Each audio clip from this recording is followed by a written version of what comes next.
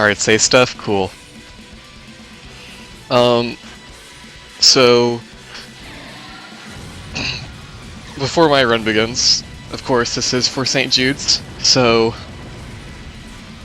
we have the lemma ending still up for grabs, and the Frisk name still up for grabs. Both of those are pretty close. The lemma B and D ending are pretty close, and Frisk has a name choice that you can still win.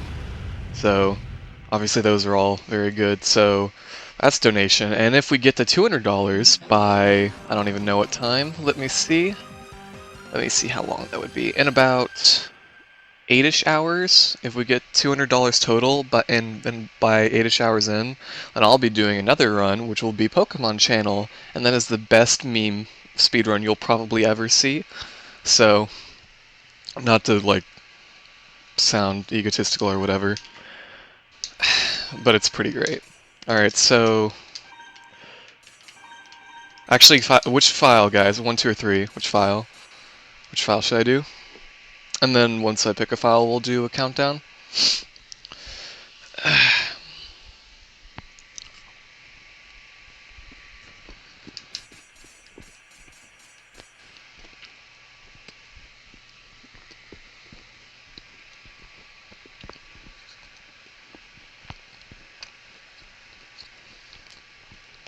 Three?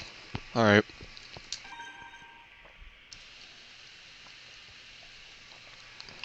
Alright, I'll just give a countdown. 3, 2, 1, go. Alright.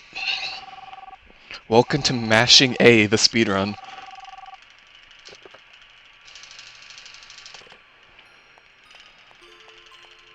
I'm not going to be explaining too much right now because I have to mash A for about 40 seconds.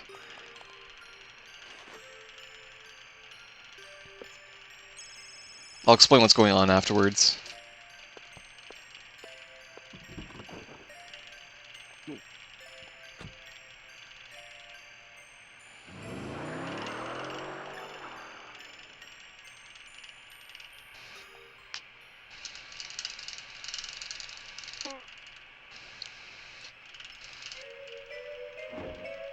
Alright, so I guess I should start explaining stuff. Alright, so this is Custom Robo, released in 2004 for the Nintendo GameCube. It's also known by Custom Robo Battle Revolution. This was the first Custom Robo game to be localized. That's why it was just named Custom Robo in America. Its USA Canada name is just Custom Robo, but everywhere else it's Custom Robo Battle Revolution. It's the same game, just Custom Robo GCN or Custom Robo Battle Revolution, whichever one. There has only been one other Custom Robo game localized, and that's Custom Robo Arena for the DS, released in 2006. So it's been 10 years since the last Custom Robo game, which is somewhat sad, because these games are good.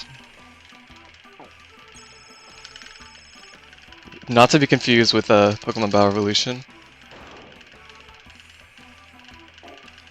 Alright, so I'm going to explain this colorful cast of characters in a little bit.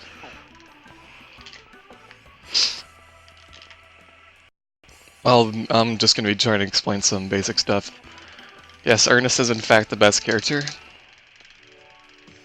So, the whole 40 seconds of me mashing at the very beginning, that was like... it was plot, basically. And this game is like really, really weird. It follows the Pokemon logic scenario where we have something to solve our problems with that aren't guns, but we also have guns. So we're not going to use our guns to solve our problems. We're going to use the other things. So as you'll be seeing here shortly, and they're going to be explaining it, there's a small little tutorial here. Linda's supposed to be stereotypically hot or whatever, but because GameCube graphics. So, that was you as a kid in the very first 40 seconds of the run. And during this part, your dad, who is almost always at work, doing stuff, he comes home, like in the middle of the night one night. And,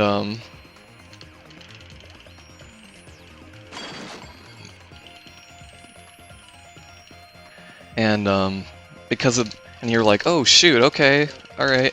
And he's like, alright, son, it's your birthday, isn't it? Here's this watch. And so now you have your watch from your dad, and your dad's like, I don't want you to ever lose that watch, like never take it off, basically. Alright. So I'm going to get into our first real fight. We have that watch. The watch will come into story importance later, and I'll say when it does. Anyway, so here we have our first Robo battle. Alright. So this is an arena brawler.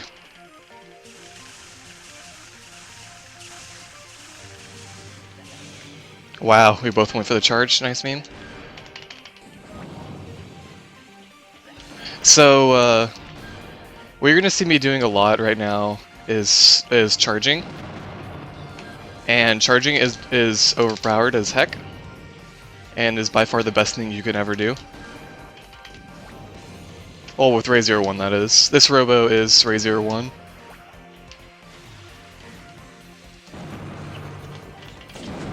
Alright. The goal is to, like most games, move or take your opponent's health to 0 to win the battle. And I'll be going over basic game mechanics in a second. But right now what's happening, basically, is the lab is... Like, people are trying to steal something from the lab. They were actually trying to steal Ray 01. And that was what we actually got. We got Ray 01. It was just, like, sitting around, and we just kind of, like, took it. It's pretty excellent. We'll be using Ray 01 for about a third of the run. And then the other third of the run we'll be using another Robo. Wow. Alright, that's a charge cancel. I'll explain that after I explain what a charge is. So, I'm not entirely sure why charges exist in the game. I always like to say that they were like, hey, we need a melee range attack. And so they made charge, but charge is literally broken. Alright, this guy is not wanting to cooperate.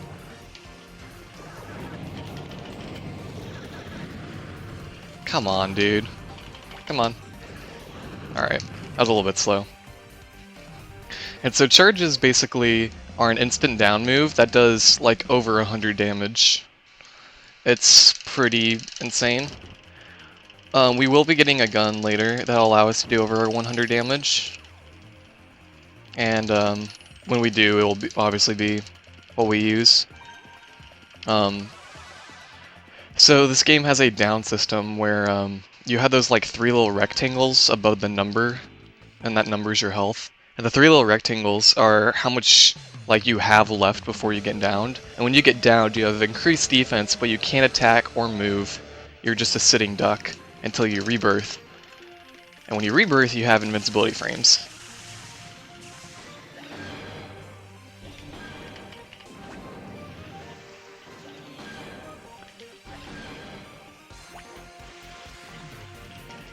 So I guess I should explain like other fight mechanics. You have a jump button, which is assigned to A, and then you have fire with B, and then you have bombs on R, pods on L, but we will never use pods because pods are pointless and worthless. Unless you're Drac, but Drac's a meme. And then, yeah, that's about it. That was a perfect, by the way, so that means I took no damage. Alright, so right now the game's going to want us to get a part from the part generator, and I'll explain this in a second. Yeah, Ghost, that's about right. And so we're actually going to skip that part.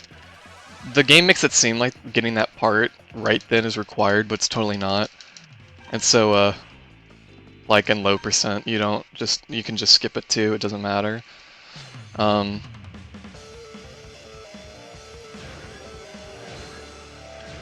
Alright, so I guess I should start like explaining the other colorful cast of characters like I said I was going to.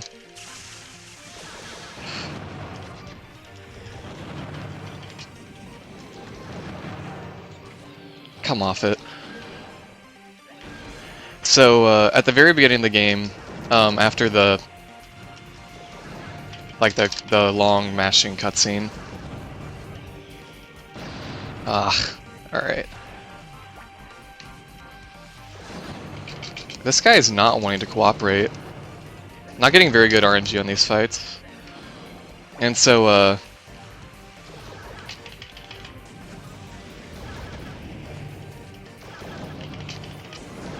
okay. And, so our landlord is Lucy. We have the apartment to ourselves. It's unknown, like, if our mom died or whatever. But we have that apartment to ourselves, and we have a ton of money from our dad's job. So, like, we just kind of, like, live in that apartment. And so, Lucy's the landlord. And, alright, I gotta remember to name myself Underpants. And, Lucy's kind of like our caretaker, in a way. Alright, peace out, Claire. And, so she just kind of, like, looks over us. Alright, so we're gonna go for one frame trick, did not get it. You can't hold down or up to change text boxes, so you just have to kind of go for it. And when you're mashing, optimal mashing is 3 frames. Alright, so optimal mashing is 3 frames, so it's a 1 frame trick, but it saves 2 frames if you get it. Alright, Underpants. Alright, Underpants.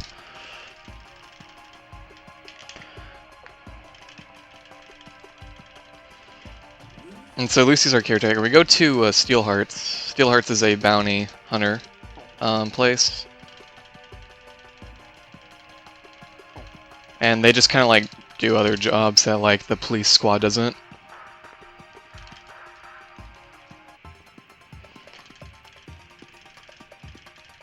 So one of the lamest things about this game is that there are many areas where the game just wants you to go around and talk to a bunch of NPCs, and you can't progress until you talk to all the NPCs.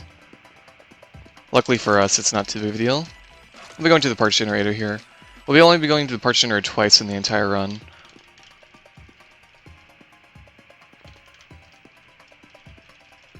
We only need a couple of parts to allow us to get the fastest strategy pretty soon.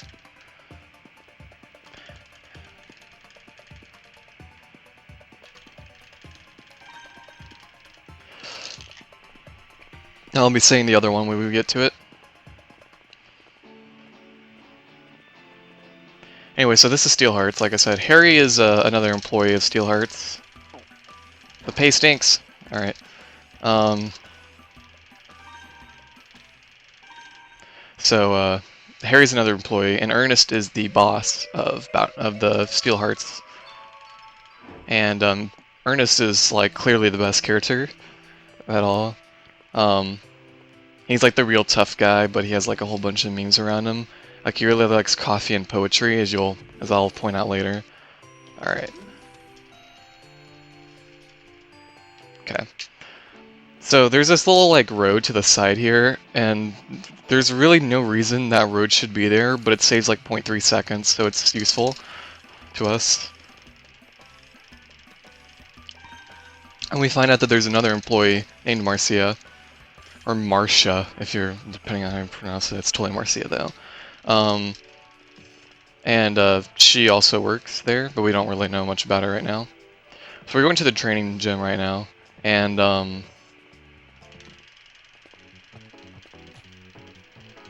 Ernest told me to go practice because I literally just got the job yesterday. He was like, alright, you should probably go practice. So we'll be doing a bunch of basic fights here, which I will try to explain some other game mechanics. Ghost, you can help if you want to help remind me. Here, I gotta do a menu real quick. This is one of only 2 times we'll customize the Robo during the run. Oh yeah, Ernest also cares about his employees. He's a good guy.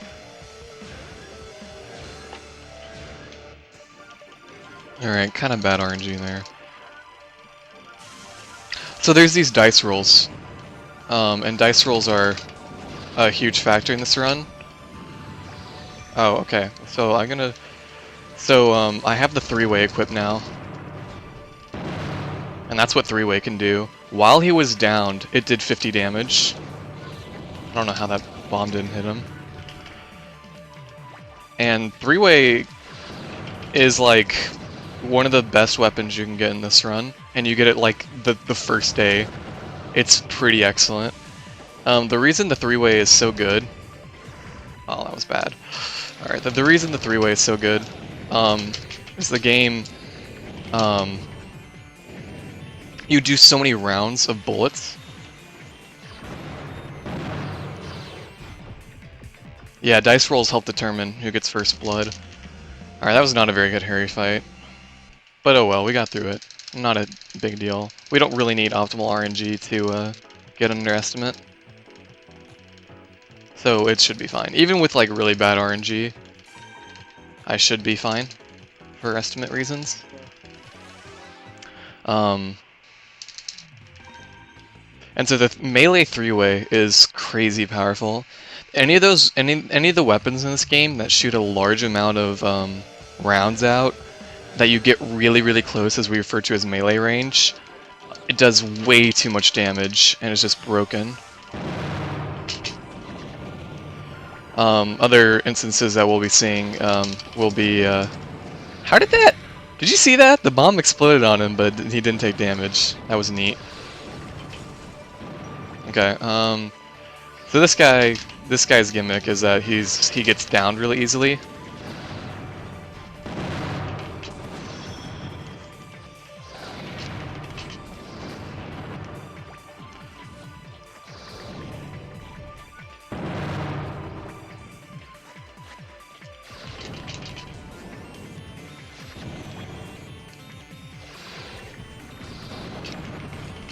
Got him.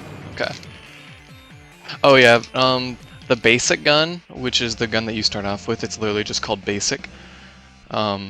It's okay actually. It has slightly above average attacking power, which for low percent runs is crazy helpful. The basic gun was like actually worse than like, I don't know, low percent would be awful. Then basic has very little homing capabilities and has pretty average down and everything else. Down is like how much of the rectangles you deplete per shot. And homing, obviously, is how much it targets onto the opponent. And three-way has more homing than more homing than the basic.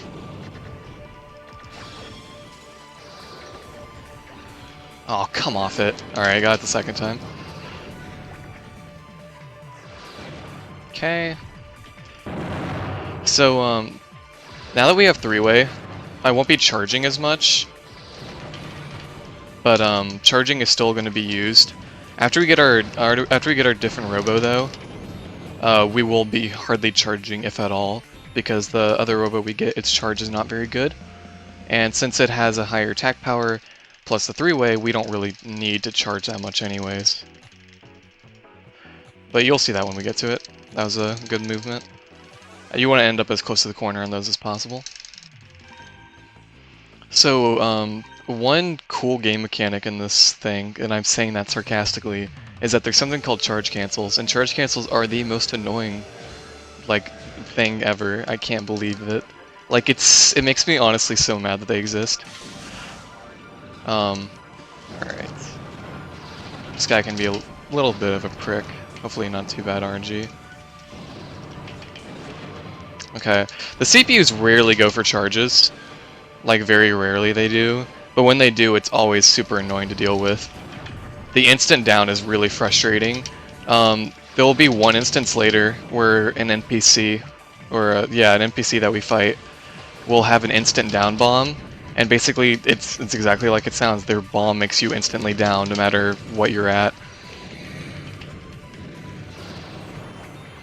And it's pretty awful. I'll say it when we get to it.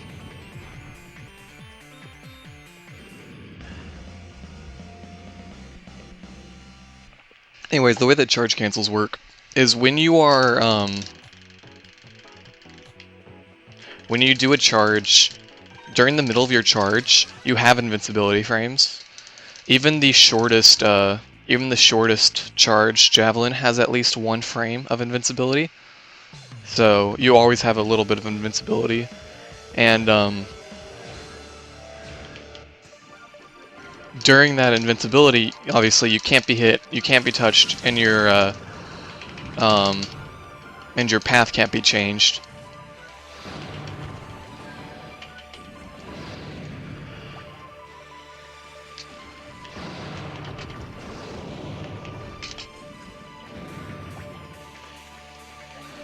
Oh, come off it. Forgot this guy gets so many jumps. And so the way charge canceling works is before you're put into the state of invincibility, the game actually, like, you're not invincible when you press the button. You're invincible like a couple frames after you press the button. And so if you get damaged in those first few frames that you're not invincible, your charge, the sound for a charge will happen, but you actually won't end up charging, and you'll just take damage, and you end up like, and you end up a sitting duck. And it's really frustrating. However, you can do it to comms as well, but it seems to happen way less to comms than it does to you, since it's such a few frame window with 0 reaction time. It's impossible to set up.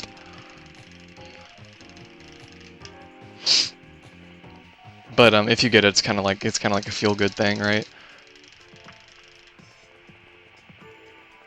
Anyway, so now we're going to Hub Park, and Hub Park is useless. We'll be going here once, for this exactly. Anyway, so there's this like stereotypically cute anime girl here, and so there's like these two anime boys fighting over her. Here we have like Roy and Marth, and they are disputing, and you can pick whichever one. We don't have any idea which one's actually faster, but through every test that we've done, it comes out about even, or it's not worth going for one because of RNG. So we always just pick the one on the left.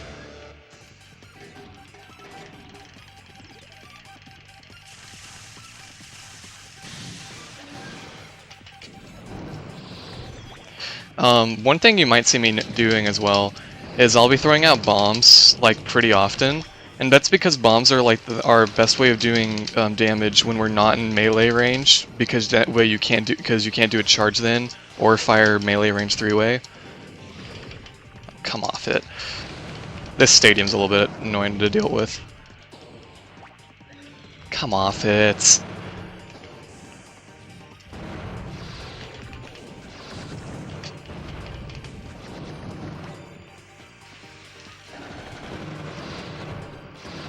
There, my charge invincibility frames really saved me.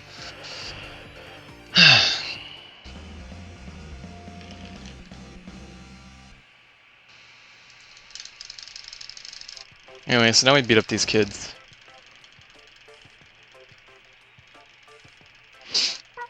And then, oh no, Harry behind you. I should explain like mashing though. You can mash with A or A, B, or just B. It doesn't matter. Also, here's Marcia. She's totally not Hatsune Miku.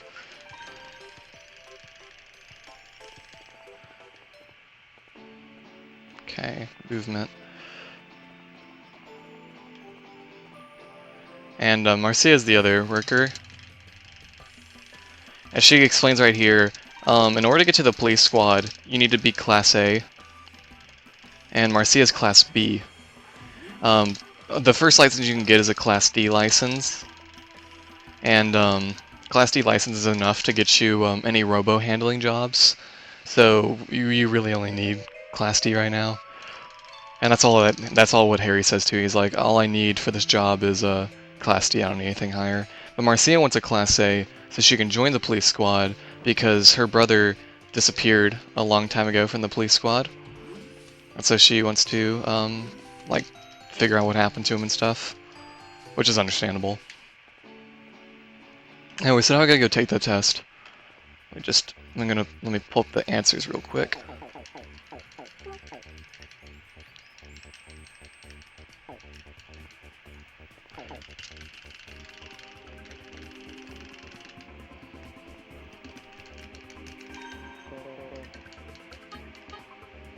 Okay.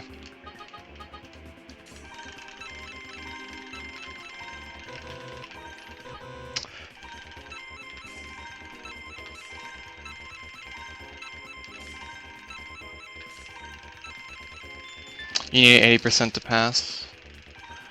We fight. I was a little bit slow on the mashing previous to it. I didn't have my notes up to that first. Okay. Alright.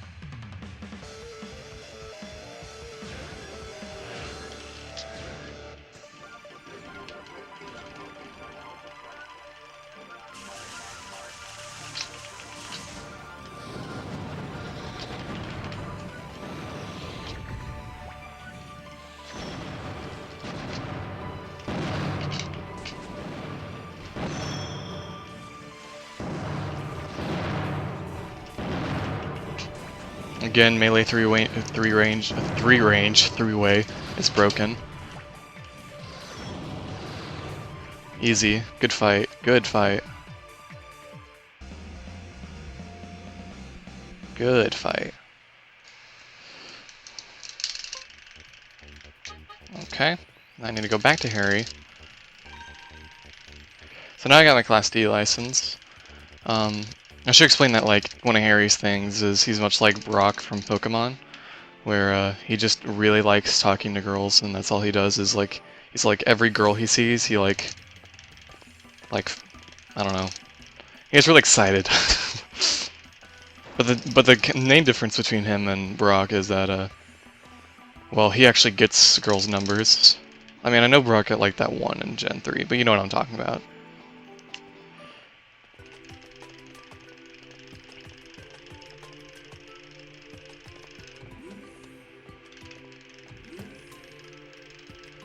Anyway, so Harry got that number from the girl and the reception desk at the testing hall. But oh no, the paper falls out. Oh no, oh shit, oh man, what's gonna happen?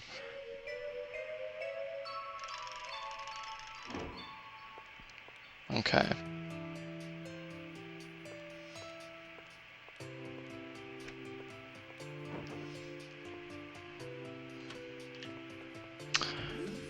Alright, so, you're supposed to go exploring, obviously. The game expects you to go exploring. But we didn't go exploring at the beginning of the game because that's slow. So, our next door neighbors are a husband and a wife, and they have 2 kids, 1 son and 1 daughter, who are implied to be twins. And, they were fighting.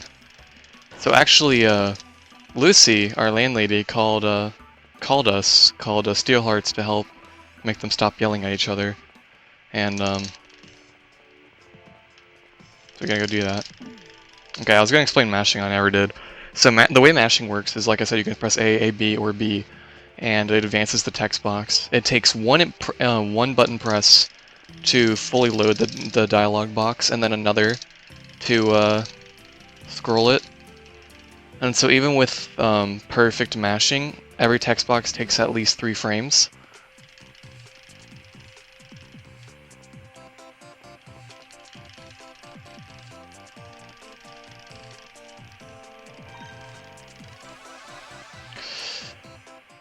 And if you mash within, I think it's like 5 frames, then the person talking won't have their sound clip thing, like the little, like, I don't know, it just kind of sounds like a scrambled mess. And if that plays, then that means you took really long. Oh, we jumped over me. Alright, got her in the rebound. Okay.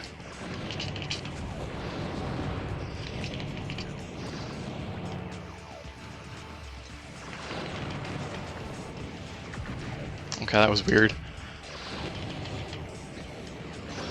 Okay. Alright. Again, we don't really, like, expect the CPUs to charge much, so whenever they do, it's a little bit jarring. Because they usually don't. I just got charge canceled there. I don't know if you heard it. Okay.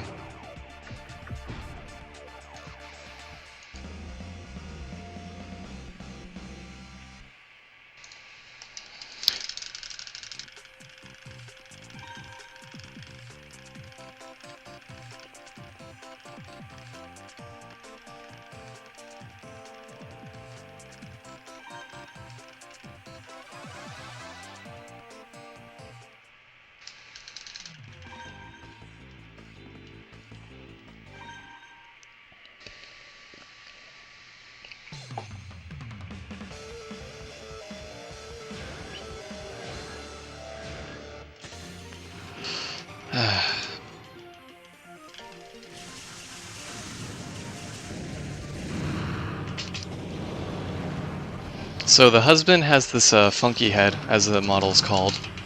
There's quite a lot of Robo parts in this game, and all of them have names. So if you hear me like saying something, just assume that I didn't explain about a Robo. It's just a part. You really don't need to know much more than that. Anyway, so the funky head, it has fairly high attack power and fairly high down. But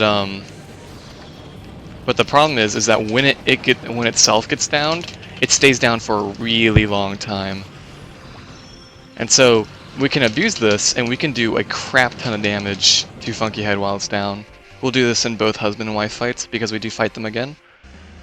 About an hour later into the run, we will fight them again. Anyway, so we just got the Metal Grappler. Oh, not the Metal Grappler, excuse me, Metal Ape. And Metal Ape is the other Robo we'll be using. Anyway, so, that's the number that Harry got.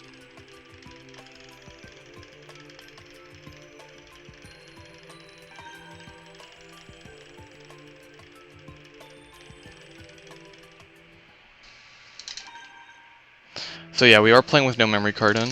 It is slightly faster than having to save each time. It saves somewhere in the neighborhood of like half a second per save, and there's quite a lot of saves. I would assume it saves around 20 seconds overall in the whole run, so it's definitely worth going for.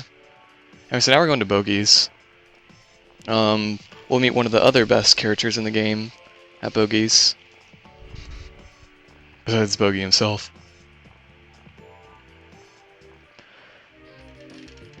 So this is like a little, like, coffee shop area, whatever. Anyway, so this is Evil. He has that laugh. It's pretty great. Dun dun dun dun dun dun dun dun dun dun. Alright, so Evil was just kind of there to be a dick. So he left now, whatever.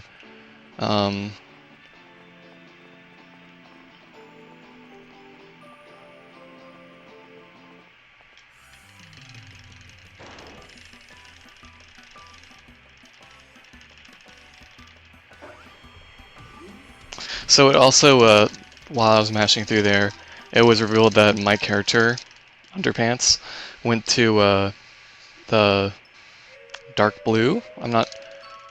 something blue. And Coolio is the best line in the game. And we were revealed there, but we didn't get the job. So instead we went to Steel Hearts looking for a job. Anyway, so I'm going to go to the parts generator here. This is the last time we'll be going to the parts generator during this run. That Metal Ape is what we'll be using. So this will be the last time we go to a parts generator, so say goodbye. We're only like half an hour into the run.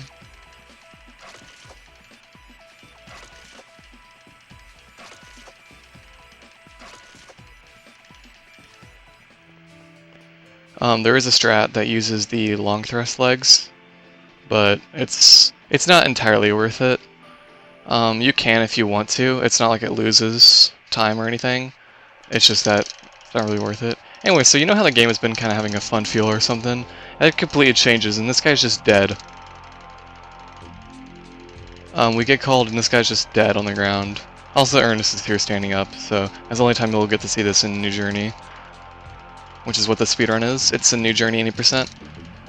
But most of the time it's just referred to as any %. Anyway, so this guy died by autonomous robot, which just means that there are certain robos that were made to be like 2 or 3 feet tall, and they're meant to do like construction work and stuff like that, right?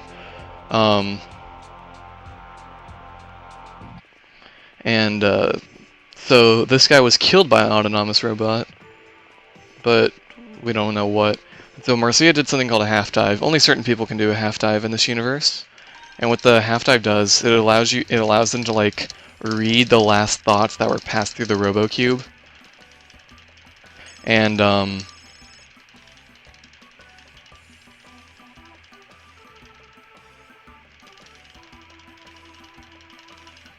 okay. Now I need to go back to Bogies. And it allows you to read the last thoughts that go through the Robo Cube. So Marcia can perform a half dive onto the RoboCube to read the guy's last thoughts.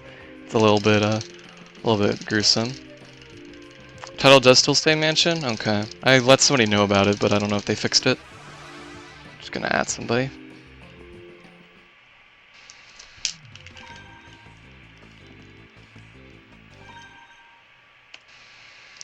I don't put on Metal 8 for a little bit.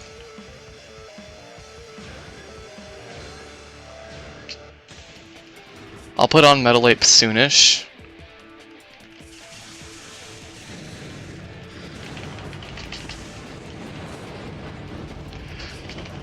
So 2v2 fights can be pretty hectic. There's these little like green and yellow triangles above our names. Oh, another charge, really. We've got actually quite a lot of charges so far. 3 charges and I'm only 30 minutes in. That's really unlucky.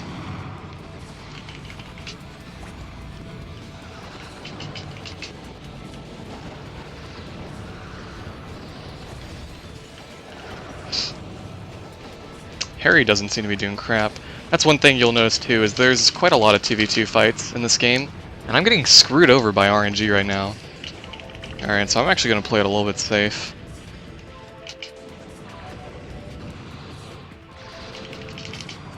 Because Harry is literally not doing anything. And I'm not doing too great on health. Because even if you die and your partner still has HP, the fight ends as a loss regardless. It still counts as a loss, even if your partner is alive. So that's not cool.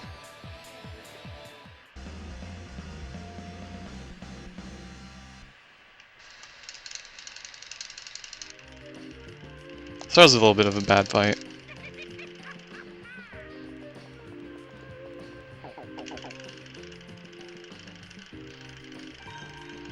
Anyway, so it turns out that there's like a secret gambling league over here behind this door. So we're gonna go and I forget the exact reason we need to, but pretty much we have to compete in this tournament. Come on, dude. The hit detection on some of these guys for reading their dialogue boxes is pretty weird. I want to know that another one of those talk to everybody rooms.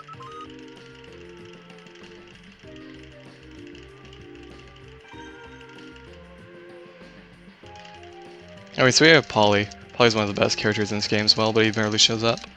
Polly's just this random cop that has a name. Most of the cops don't have names, but this one does for some reason. Because he's just cool, I guess.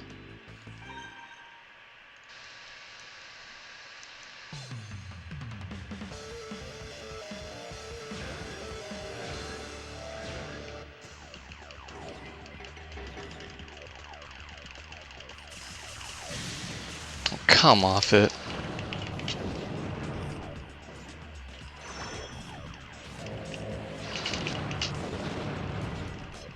How did I get down there, not him? Whatever. Not a big deal.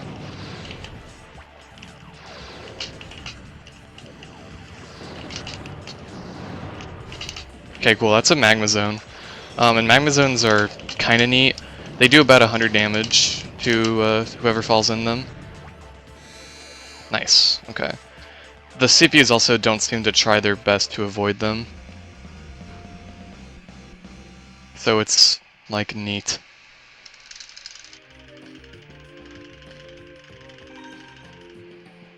We try to put the CPUs inside the magma zones as often as possible because it's free damage.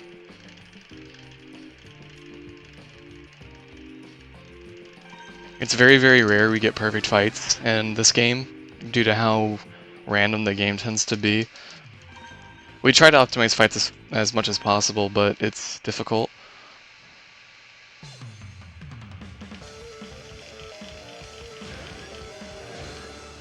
But we do get, usually, per run, we get a few perfect fights. That just generally seems to be the average.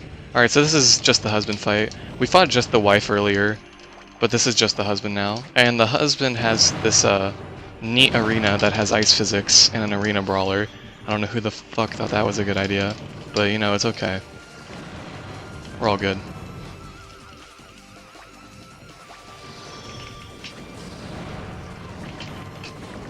It's not a big deal. It's just a little bit annoying to deal with. Okay. This guy is not wanting to comply with me, though.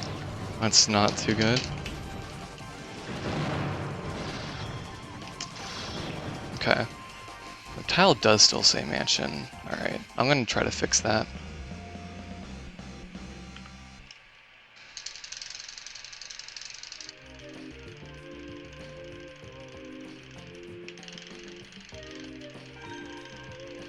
Here's the second and last time we'll fight Harry in this run.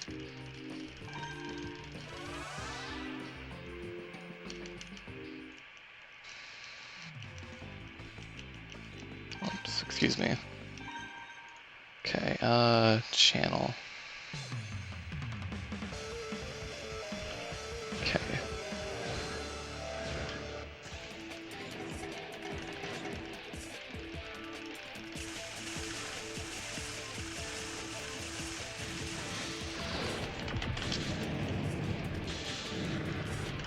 Got wrecked there.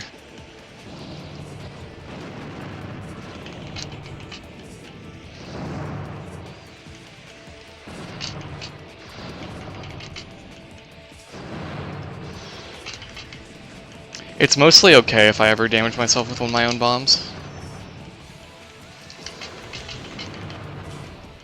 Harry's gun right now is the vertical, and the vertical is really awful to deal with.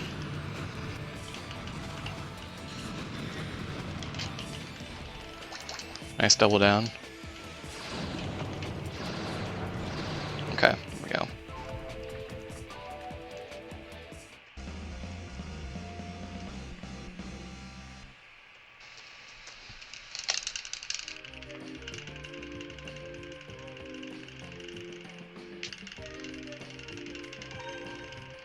Alright, here we have this guy. This guy totally does not look like 80s anime villain, but... No? So guys, this guy's name is Shiner. You'll learn his deal in a little bit. Alright. Custom. Robo. Alright, title should be updated now. This guy has the flame gun. It's pretty annoying.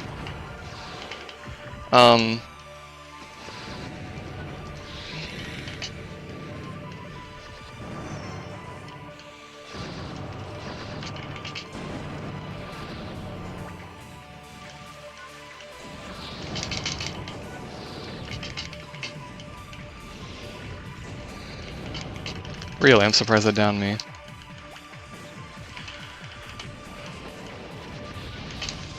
Come on now. Come on now.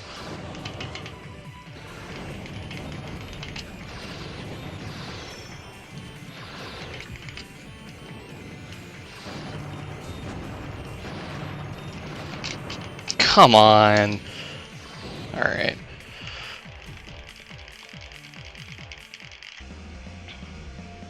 Yo, what's up, Cosmic? Welcome back to the stream. How'd your, Shinobi run go? Wasn't able to catch that. Anyway, so it turns out this guy is actually for the Z Syndicate. And it's kind of weird.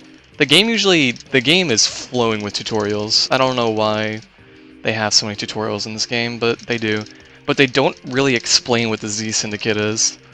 It's basically like a Team Rocket-esque thing, and they're evil. That's all you really need to know. But they don't really say that. They're just like, this guy's for the Z Syndicate, and it's just like, oh, that's for the Z Syndicate, and it's like, okay. They kind of explain it, but they do a really bad job. Okay. Alright, now we're going to our first, real tournament, because the Bogey tournament, yeah, okay, that's a tournament, yeah. But, like, it really isn't much of one. The game has much longer tournaments waiting for you, and we'll be going to the first real one today, which is, at the training hall.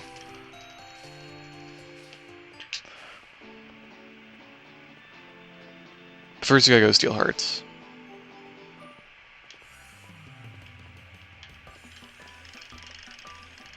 Marcia's kind of messed up right now, but she won't really tell us why. We'll find out later. Anyway, so Ernest is like, surprise, you're in a tournament, and we're like, okay. So I'm gonna go compete in this tournament. The tournament's, 6 fights long, 7 maybe, one of the two. It's not overall too hard. There's a couple of annoying fights, but none of them are really difficult. There aren't too many fights in this game where we risk dying. There's a few, and I'll point those out when we get to them. Even with, you know, people who have practiced this game for literal years. And I'm not even just talking about like speedrunning, I'm talking about people who have also like played this game for literal years. Even they, like, you can't necessarily always just do it, because this game is brutal in some fights. This game, I don't know, it's kind of weird on how the difficulty works in this game. There are some fights where we focus more on speed than consistency. So, anyway, so this first fight is against a kid. As if you notice this is the son of Walt, the husband.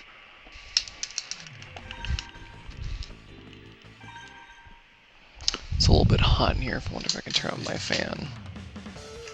Alright, that should be better.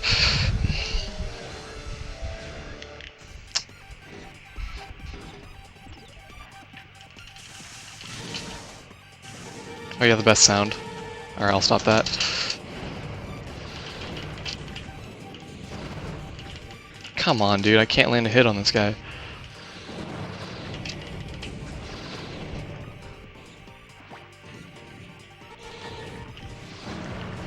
That sound is the sound of me pressing Y, which goes between opponents in 2-player matches. But because I have no opponent, the game just like gives me like a little error sound. It's a pretty excellent sound. I sometimes do it if I'm bored, but I won't try to spam it throughout the run. Okay, game. I should explain why we don't use pods. This is not just like, oh, pods are lame. It's that we don't get any good pods during this run. There are good pods in this game that we can use. But, we don't get really any of them during this run. And if we do get any, they're not worth the time they save, usually. Because the parts generator, as you might have saw, takes a really long time. Oh yeah, that's true. I mean, I will play another game if we get to $200. Regardless, I'm doing one more run. That's for the Pokemon block as well. Pocket Monster Stadium for the Nintendo 64. Also as known as the Japanese exclusive Pokemon Stadium that we never got. Alright, so this Robo has like 0 defense and gets down really easily.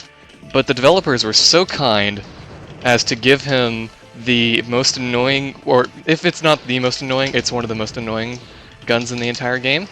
And that's that thing. That's called a drill gun. And the drill gun's awful. Okay, I was luckily able to get one shot off. Oh yeah, that's a game mechanic. I haven't explained that yet.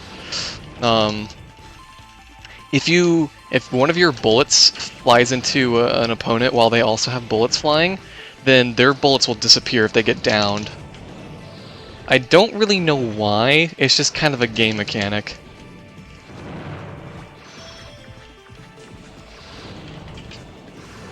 Come on, dude. There we go.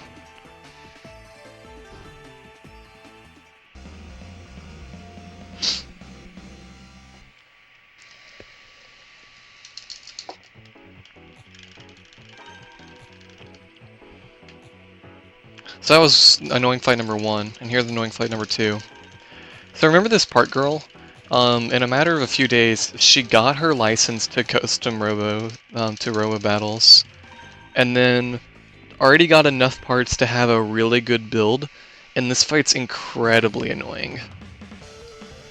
She has freeze pods, and freeze pods are one of the worst pods in the game. What? Oh my gosh! That's called rolling over. When you go from 1 to 6, it's nice. Anyway, so what freeze pods do is they literally freeze you in place, and they're excellent. Look at that. All right, cool. Such a grand waste of time, especially in a speedrun. Like, it's already annoying as it is in a casual playthrough, but like, just imagine trying to go fast and then you can't move. Definitely one of the better pods in this game, clearly. Alright, if I can, like, move, that'd be great. So yeah, Mary's known as one of the most annoying fights in the run. Got her.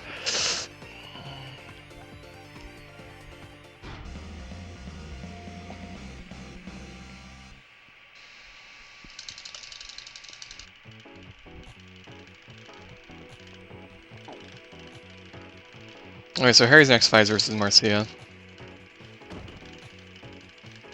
Guess who we get to face again? It's Evil! Yay! Yay, Evil! Yay! Evil's pretty excellent. This fight's annoying though. All Evil fights are annoying.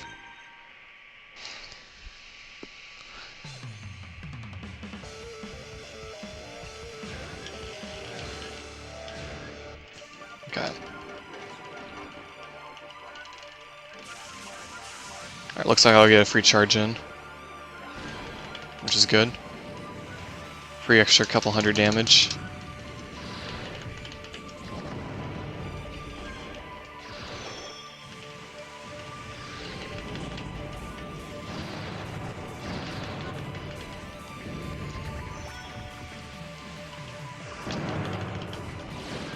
Dude, I got that. I wasn't expecting that to collide. Nice. That was actually a pretty good fight. Pretty good fight. I must say.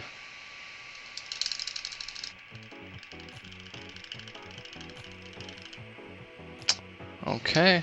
Nope, this is Marcia fight. Okay. So now the last fight. Versus Marcia. Harry's mad, so he won't tell us anything, thank goodness. If you haven't been noticing, Harry tells us, like, some tutorial before every single fight.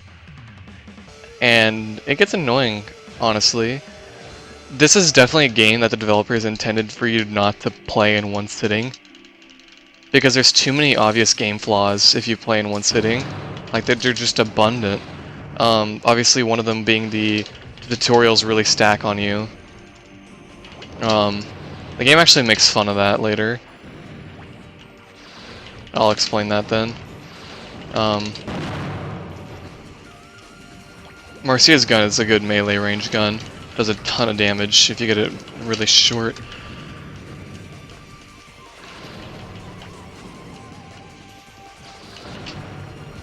Oh, I don't know why I charged. Are you kidding me? None of those bullets hit? Alright. Fine.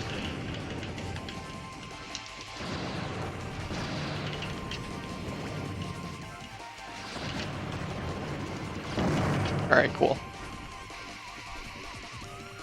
That could have gone better. Oh, he didn't die, so it's okay.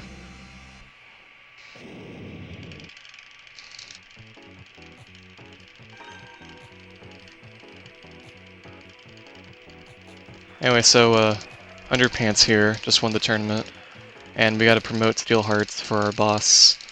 But apparently we do it really horribly and socially awkward, and so now everybody hates us. I'm just kidding, though. It's fine. Alright, at the end of every day, too, you have the option if you want to hang around or if you want to go home. And, hanging around obviously is slower than automatically being sent home. That's one of the main reasons I only mash A.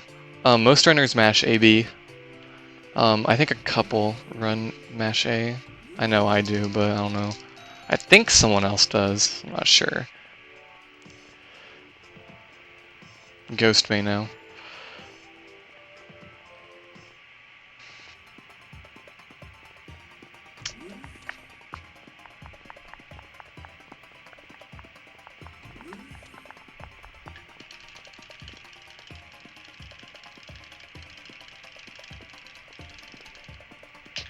Alright, so Evil's here also. Anyway, so what, yeah, it is dark blue, okay. When I was, what I was explaining earlier is that, well, okay, so this lab is under attack. It got, like, threats, I think. Like, just, I don't know. Like, we're gonna steal stuff. We're evil, her. And, so we were hired as protection. against this threat. There's another one of those talk to everybody sequences. Definitely one of the most annoying parts of the speedrun. The talk to everybody.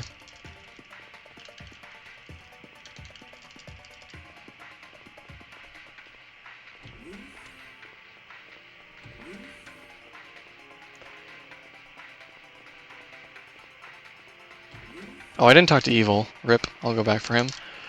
At least I noticed that. I guess I wasn't thinking. It's still pretty early, mind you. So sorry if I've seemed a little bit slow. Alright. Fix that problem.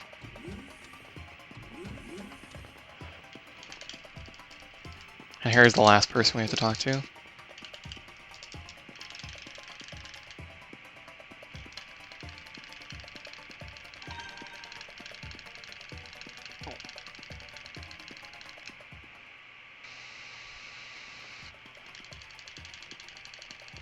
Alright, so this is definitely one of the most frustrating places in a casual run, because all the game tells you is, if you see anything suspicious, press A on it, but gives you no context whatsoever. You're supposed to come over here and press this for some reason, and for some reason that starts the burglary.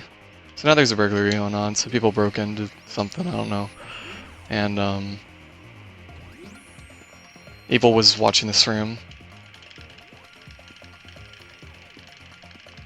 And oh no, there was a shadowy figure. Dude, talk to Marcia. So then the whole place is ransacked in a matter of like 20 seconds, which is somewhat impressive when you think about it. So,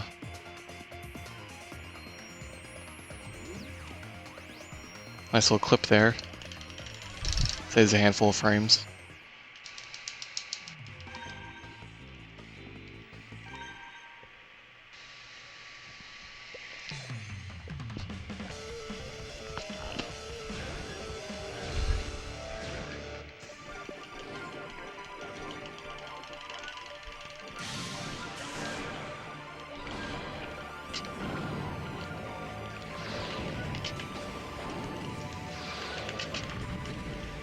This guy's not wanting to cooperate right now. Hey, he just charged me. Okay. Neat.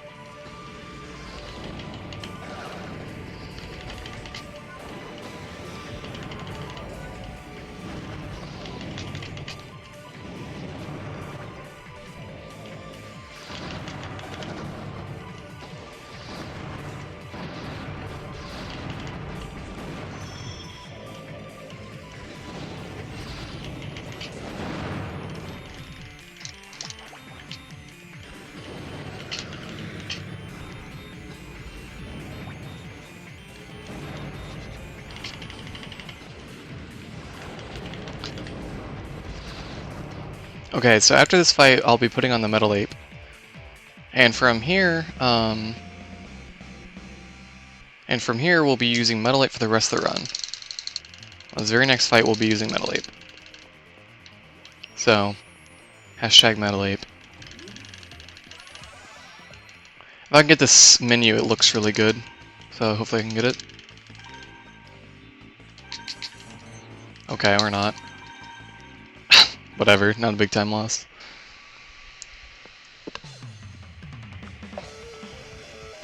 That's a really cool menu to see done fast. Although it is surprisingly difficult to do fast. Surprised I didn't roll over here.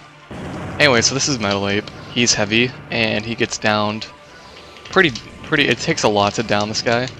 As you see, I just took a full vertical round, which would have normally downed Razor 1, but I took one to the face just fine.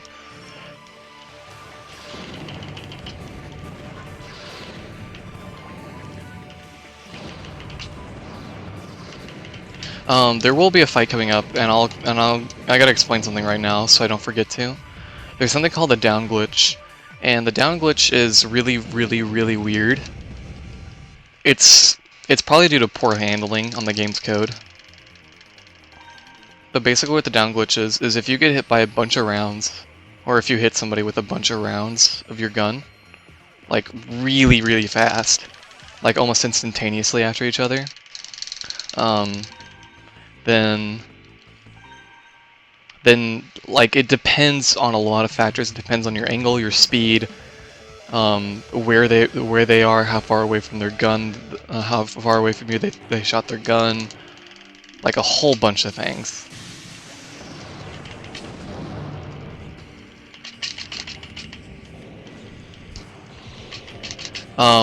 And so, but what downglitch does is downglitch is kind of neat. It helps in some scenarios. It can help both for and against you, surprisingly. So for example, if you got hit with a bunch of rounds by a gun, then you can still stay up and alive. You just have to take a bunch of damage. And one of the side effects of downglitch is, remember I said you have increased defense when you're downed. You have increased defense when you're down, so if you just don't get downed, you take a ton more damage than you're supposed to. Sadly, it looks like no sub on Eliza, but that's not a big deal.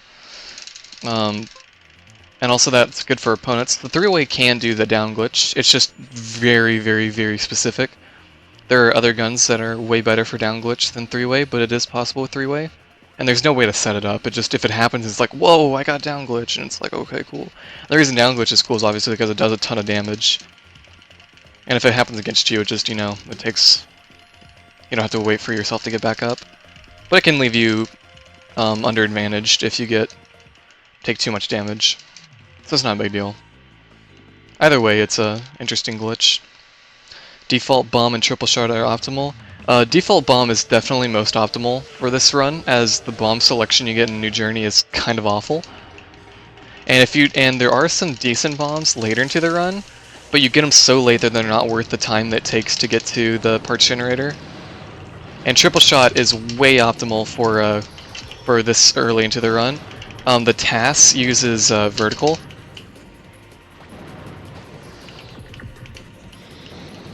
Dang, I got wrecked. That was a sick combo though by the Eliza. And this girl's name is Eliza. You'll figure out what her deal is later.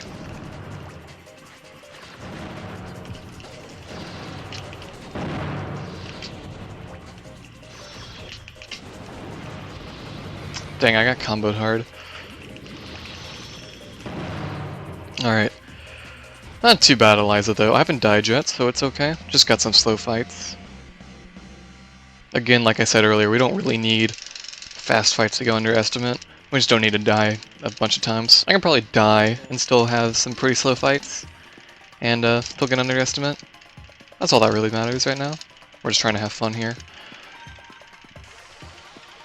Anyway, so there was a Robo cube from one of the guys. So Marcia performs another half dive.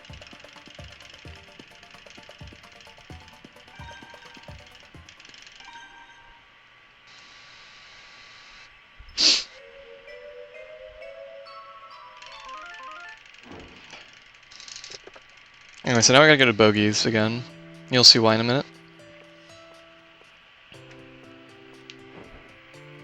The dialogue in this game is actually really good. It's really, really, really well written. And I don't mean like this is like a cinematic masterpiece. I mean like, it's funny. It's, the plot of this game is ridiculous, and the game takes itself a little bit too seriously. Although this song is good. So it's like kind of funny, in an ironic sense too, because the game takes itself way more seriously than it should. But it's not a big deal. It's kind of whatever. Anyway, so remember the tournament place? It's kind of like destroyed now. Like, oh no, what happened to it? Oh, look at all those polygons. Like, whoa, what happened? And it's like, oh shoot, what's that thing? Anyway, so Marcia saw that in the half dive of the guy in Diamonds. So that was the Robo she saw. And look at this thing. Ah, look at it. Alright. So even though this is a Robo, it still dives, even though it's autonomous. I don't know. I don't expect the game to get to too many details.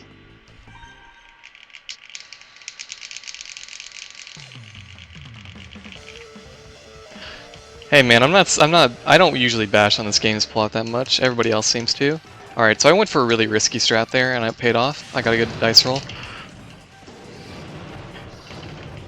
So this is Rahu.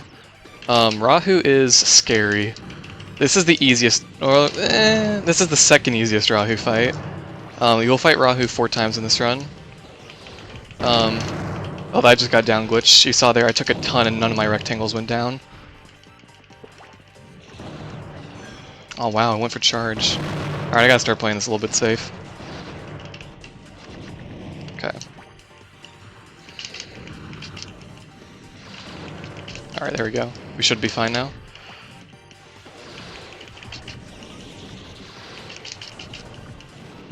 Got him. Alright. Rahu's gun is kind of insane. It does a ton of damage, and its pods are really unfair.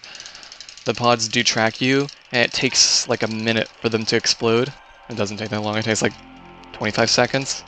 And they follow you, and you can't jump over them either, because if they detect that you're going over them, they'll explode up into a pillar of like, I don't know, explosives.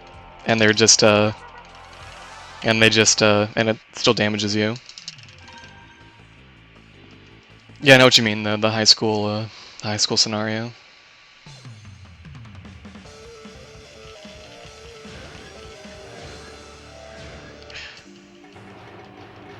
I don't even like necessarily hate the high school either. Anyway, so this is Sergey. His Robo's kind of funky.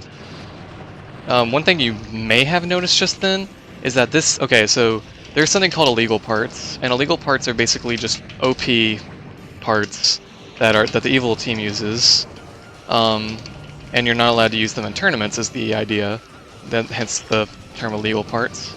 There was one official custom Robo tournament held in the United States back in 2005, and the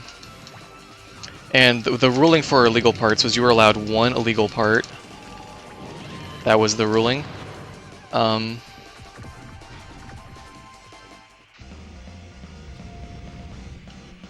so, I don't know. I mean, I think the ruling one illegal part's kind of funky though, because by far the best illegal parts are the guns. The illegal guns are by far the best. Although the illegal bodies are pretty good too.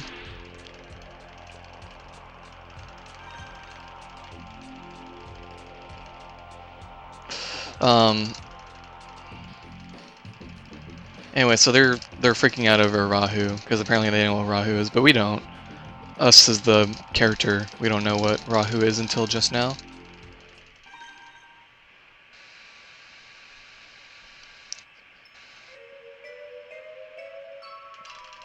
Okay, so this is like, I like to call this character development, because we wake up without Lucy or the cell phone for once. I don't know, I find it kind of funny. I guess I should explain why I'm playing on English, because as silly as it sounds, this game is fastest on English.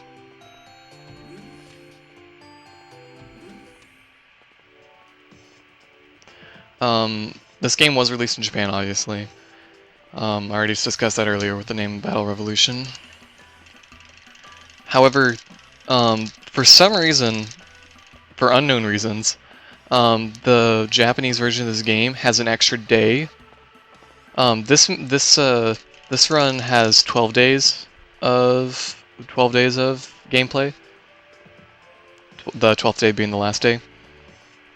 But the Japanese version has 13 days. Which is really neat. And Japanese actually isn't that much slower because of text, but it is still slower than English. Anyway, so we're in the police tournament now. Swerve and protect. So another one of those talk to everybody rooms, but there's a ton of people, so this one's really annoying. Because if you miss somebody, it's really hard to remember who you missed. Okay, got him. This dialogue's pretty good too. Nameless characters like me. These characters are so self-aware. Alright, got the girl. Need to remember that and remember where I got the girl. Okay. Don't hit the parts generator. Don't pull a Fidre. Shouts to Fidre. He also runs this game. He has a New Game Plus console world record. He's cool. So what kind of in-game illegal parts are there? There's quite a few. I couldn't name them all off the top of my head, I'm sorry, but there's like 1 or 2 boots, a handful of pods, quite a few bombs, a handful of guns, and then quite a few Robo bodies. There's actually a decent amount of legal parts in this game. But like I said earlier, if you were given the option only, or only allowed to use one illegal part, guns is by far the best option.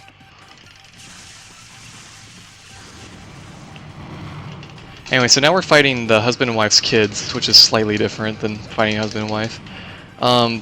While the son has a gun very similar to his parents, the girl actually opts for a Swift. And what Swifts do is Swifts have like high defense but very, very, very low down, and so they get down almost instantly. But they actually have pretty good attack and very fast. So they're actually not too bad, but they're not great either.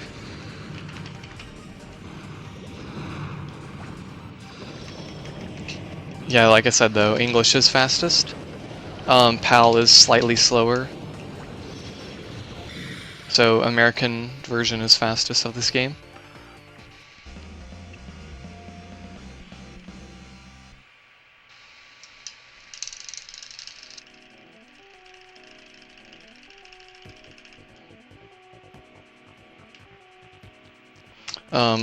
I should mention though that the doubles tournament is purely, or the police tournament is purely doubles, I should say. And there's a lot of doubles fights. It can get kind of boring and repetitive. This is really the only like drawn out part of the run. Every other part feels like it's just kind of going on. Because for the most part, the beginning of the run is just kind of like, it doesn't really feel like an hour has passed when you like actually pass an hour. But once you get to this part, it like feels like immediately like I've been playing for how long now? I don't know. It's just something about like all these fights because there's so many of them right next to each other, and it's very frustrating to deal with. Okay. Harry has drill gun for this, which is both a blessing and a curse. That can really help though, depending on the situation. If he uses it right, it's pretty insane.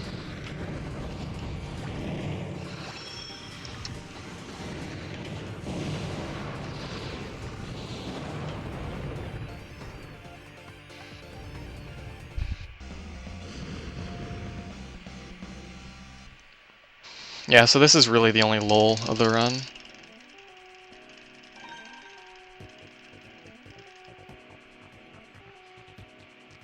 Please, guest, your run's like an hour 20. Also, shouts to guest. He'll be having like his own block pretty much after this with 3 runs.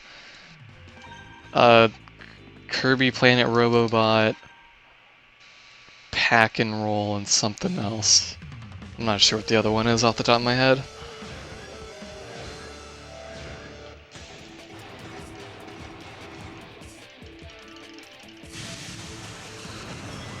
Also nice auto target. Whenever you get out of the Robo Cube, the game seems to almost randomly pick which one you're already targeting when you get out of the cube.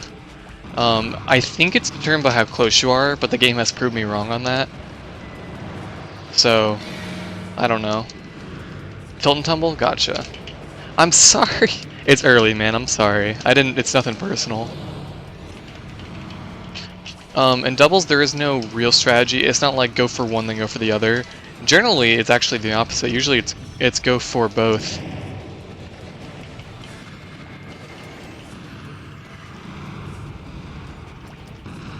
Okay. Okay. Not a bad fight. Tilt and tumble will be good. It's a good run. You get to tilt a GameCube. And you get to play with your feet. It's a good speedrun. It actually isn't. It actually is like a good speedrun though.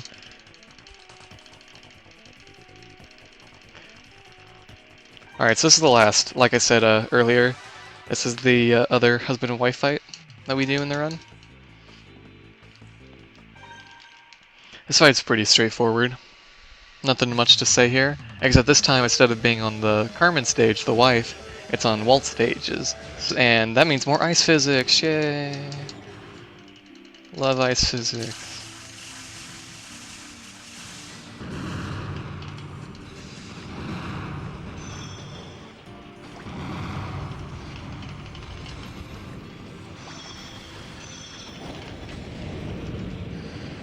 The CPU has really bad spatial awareness when it comes to where you are in relation to them.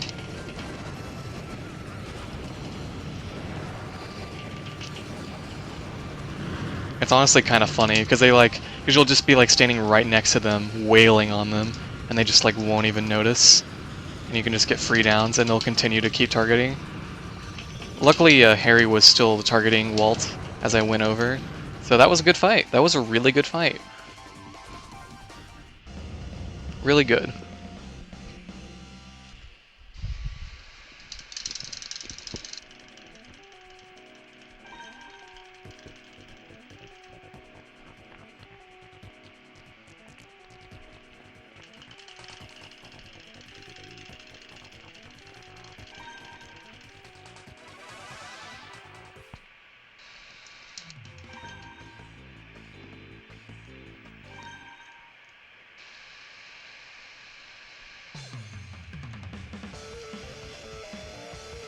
I guess I should explain a little bit about the history of this game in speedrunning.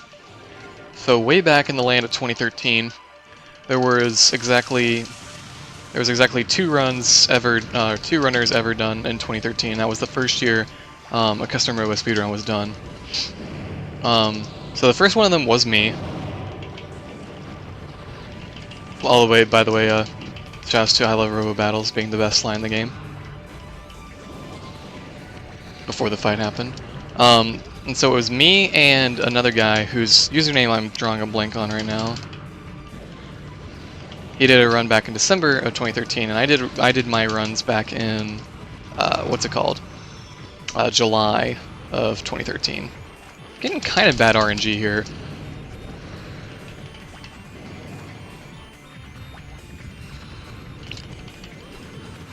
Alright, it still turned out okay, just kind of got some bad RNG. No big deal.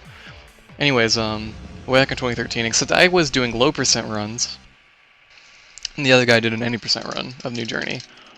This game does have 2 stories. It has New Journey and Grand Tournament, or Grand Battle. And Grand Battle's 5 hours, and New Journey's 2 hours, so this is clearly the better speedrun. All jokes aside, it actually is the better speedrun compared to Grand Battle. Grand Battle isn't bad, it's just very, very, very repetitive.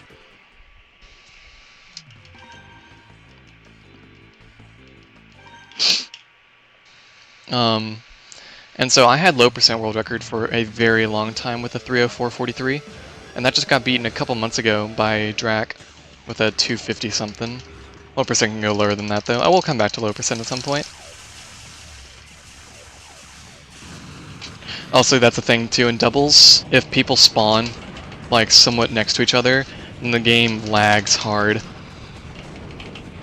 It's kind of unfortunate. And there was a couple other runners. Chaos Stingray come to mind for who else ran this game before this year, really. But once this year started, the community sparked to life. I was able to finally do a low percent run due to having a capture device. If you remember last year, I did a Pokemon Stadium run, and that was on emulator. And that's somewhat excusable because emulator is the fastest allowed version. But it's still kind of he was on emulator, you know?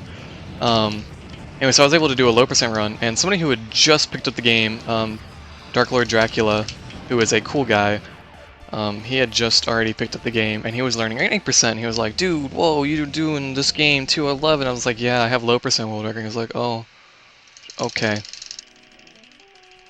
And so that was me and him, and then there was also Fidre, who was one of the OG3. And Fidre is also pretty neat. Like I said earlier, he has New Game Plus world record. Anyway, so Harry's kind of a prick here. Marcia's in depression or something. She's not feeling good regardless. Her mental state is not so good. Boy, guess who we get to fight? We get to fight Evil again. Yay, Evil. Anyway, so this is the fight with instant down bombs, like I was saying. So Fidre, and the 3 of us were the community for a little while. And then Ghost came in, Shasta Ghost King. And before we started, world record for any percent, even on emulator, which is faster than a console by probably about a minute or so, was a 225 by Stingray, and now world record's 215.58 by Dark Lord Dracula.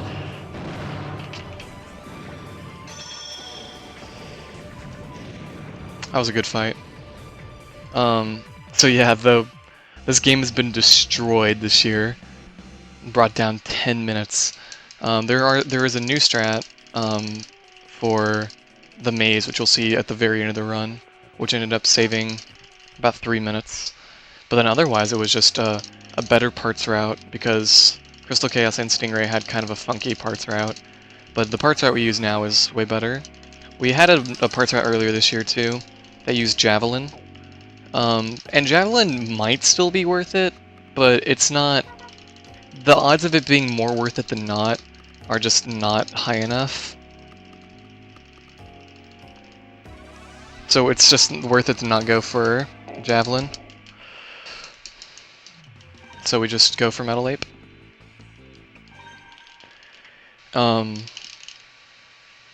And then there's Exiled, and Exiled is also really good at this game. We held a custom Robo any percent tournament. Drac won that earlier this year, and beesbeesbees.com. If you're in chat, type beesbeesbees.com. Beesbeesbees.com. It's actually Hornets, but you know, whatever. Beesbeesbees.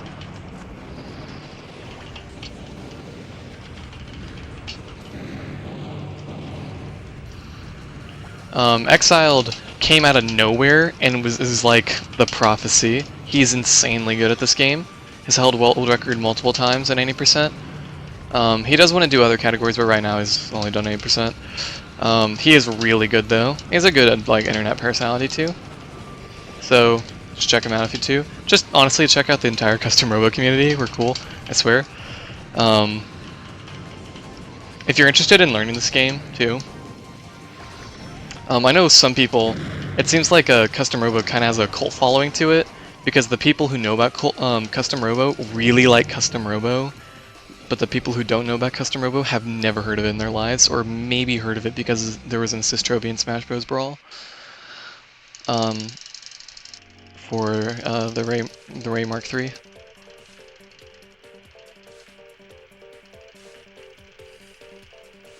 So we won the police tournament.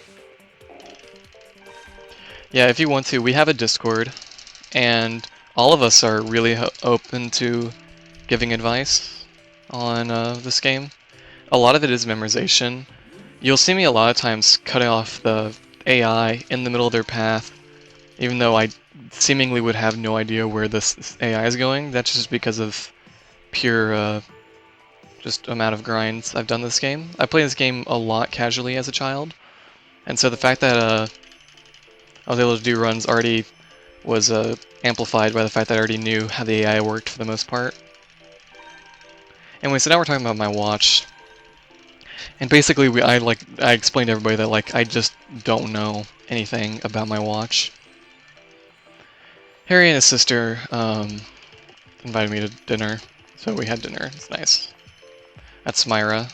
I don't think I ever said that earlier. So everybody in the community right now is pretty damn good at this game. Me, Drac, and Exiled have all held any percent world record at some point or another. Although I've only held it once, while Drac and Exiled have flip-flopped multiple times.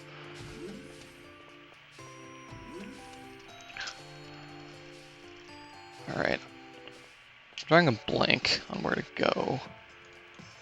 Check my notes real quick, sorry.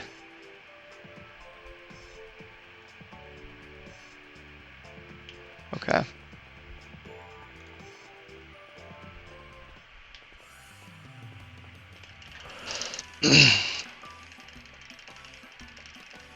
And then Feature has New Game Plus world record, and Ghost should get a world record.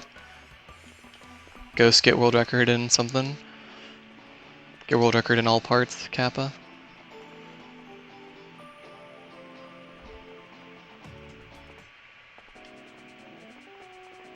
Anyway, so guess what we get to do now? Another police tournament.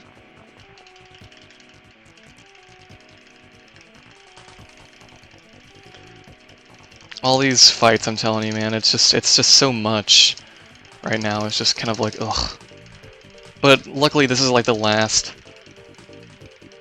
Just so many fights, same area, blah blah blah blah blah. 3 to 5, 4 guys here, 2 police officers, Roy and then Myra. But there's a little twist. I'm sure you'll see it when it happens.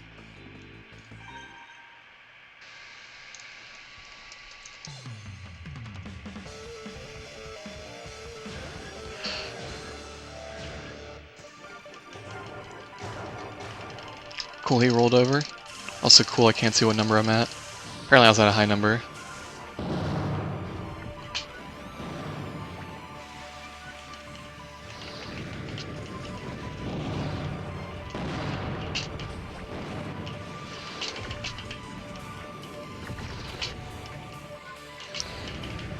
So yeah, this game has really been destroyed this year. The community really started forming around March. And the first person to get world record was Strack to beat over Crystal Chaos. And that was in, gosh, what was that? I think it was April. Was the first time any of us had beaten Crystal Chaos's record. And then Stingray got beat not far after. Crystal Chaos had a console world record with a 226. And so all the 5 runners I mentioned earlier, though, me, Ghost, Dirac, Future, and Exiled, all have a PB that's lower than Stingray's 225. So like, this game has just been destroyed, and it's really cool to see this game like develop so quickly. It seems like though that the big grind is over now, though. However, I know Dirac and Exiled will probably be going for 214 and 8%. I have a 218. And I'm not really sure I'm going to be grinding much lower. I might do a run here and there, sure, but I'm not going to be grinding. Okay. That's Metalap's charge. I went for it because I thought the AI would come close to me. He kinda did, but not really. So it's whatever, it was fine. Okay, that was weird.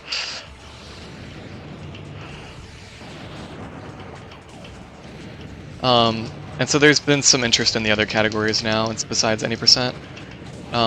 New Game Plus has gotten a lot of attention recently. I'd like to see New Game Plus world record destroyed. World record for New Game Plus on emulator is 2 hours and 1 second. So whenever that gets sub 2, that'd be crazy. I'd really like to see it get sub 2 sometime soon. New Game Plus is you pretty much roll through with a bunch of legal parts. You use Rahu, use one of Rahu's guns. You'll see later. Oh no, but instead of doing 4 fights, we're doing 5 fights. Linda wants to fight us, like, ugh, okay.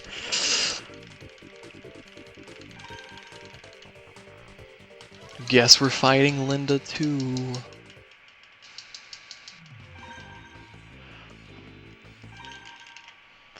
Like I said, this part's just so boring, man. It's okay though. After this part though, the run does get better. It's just that it hits a slow point right about now, and it lasts for a fairly long time.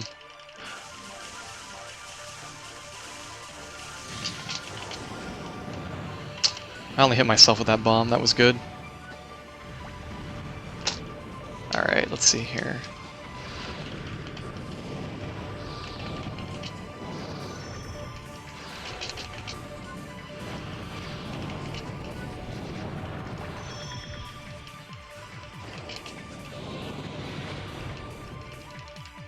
Alright, I got back my lead, so it should be fine now. Again, with the melee range 3-way being just so good.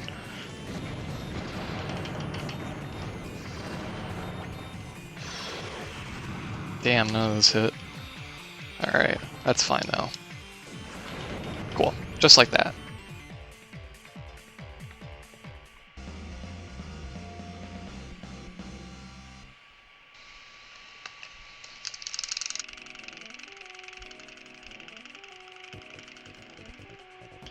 Now we face Roy.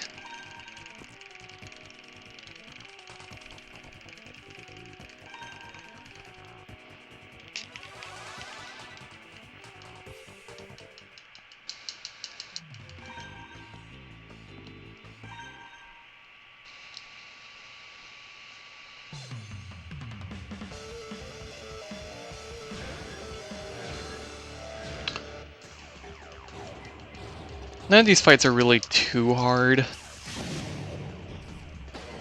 I say as I'm probably gonna get destroyed by Roy.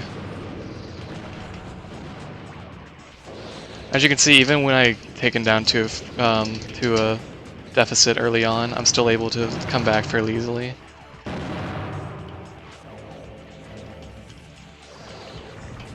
really wish this... Man, he's moving a lot right now. He usually doesn't move quite this much.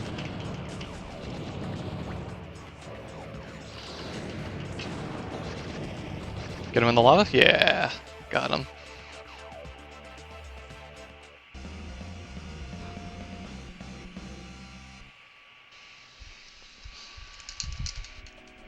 If you notice, I'm getting parts after beating every battle. And so if I wanted a really late game part, that would take so much time to go through the parts generator. My cord's at my feet, and I kind of wish it wasn't. There we go.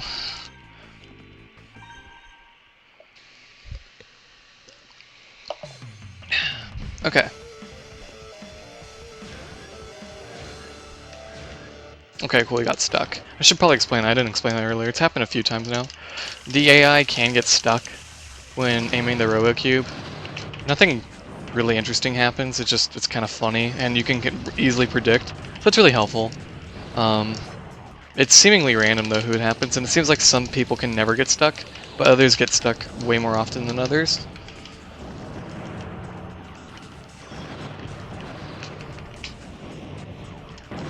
Oh, that didn't kill. Cool, that was a really good fight. Wow, that was a really good fight.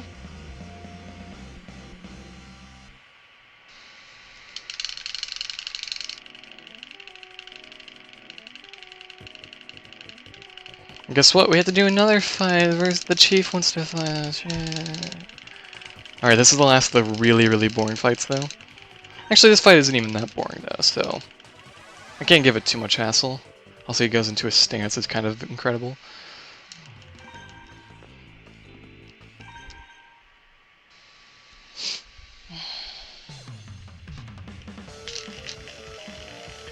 Alright, now the run really picks up again after this. Okay.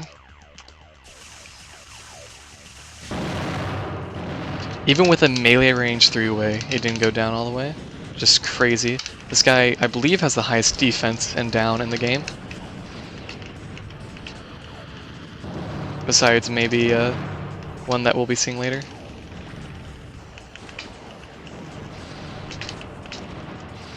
Wow, that was a crazy good chief fight. What's up, Metal Hero? This game is really good. This run's actually not too bad either. A little bit slow, but it's actually doing fine so far. But that can all change in this next fight. This next fight is one of the biggest run killers. And it's an hour and a half into the run.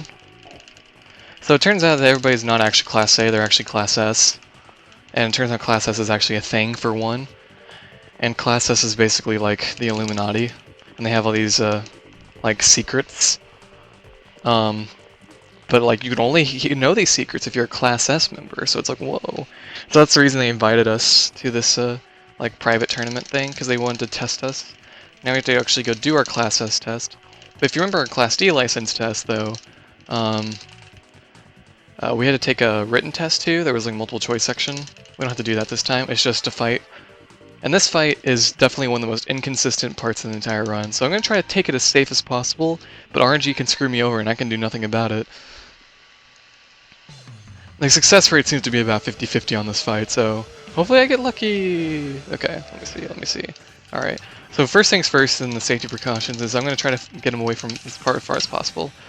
Wasn't able to get the early bomb off, which is fine. It's the same fight as Rahu 1, if you notice. However, his AI is like way better for like unknown reasons.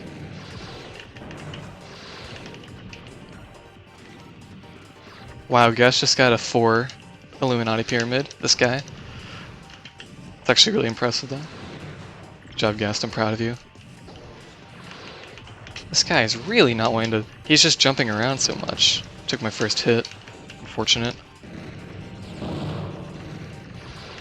Alright, cool, downed him. Cool, alright, that was good.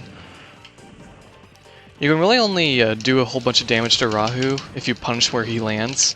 But he doesn't seem to be flying much right now, he's just kind of like jumping around like a madman. We want him to fly, ideally.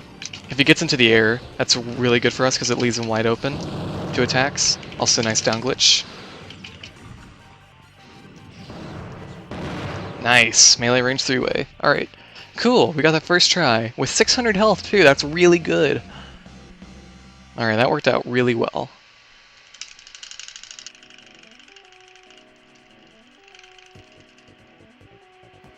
So that was our Class S license test we just passed.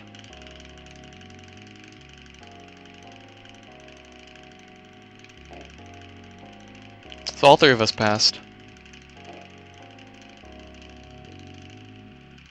So, it's kind of a weird concept to take into, like, the fact, because they've never said anything about it in this entire game. But, they were like, because you had only seen the Holocene before, because you were the one that had fight Rahu originally. So Marcia and, Harry had never seen the Holocene for Rahu. And so Harry was like, what's up with this Holocene? And Ernest is like, it's natural. And he's like, that doesn't look natural. And it's just like, no, like, nature. Like, before the world as we know it exists, there was nature. And that was like actual grass instead of like synthetic grass. And he's like, wait, all the grass is synthetic? And it's like, what the fuck? I don't know. It's really weird though. Again, with the game, takes itself a little bit too seriously. Should go to Diamond for the last time today. Evil's fighting nothing. Nope, it's Rahu.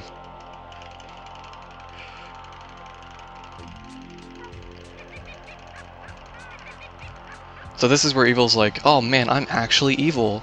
Whoa.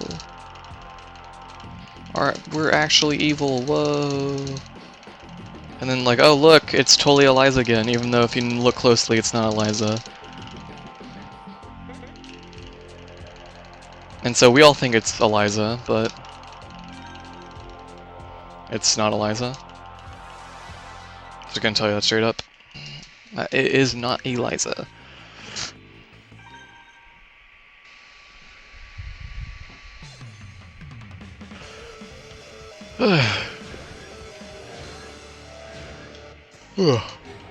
Excuse me.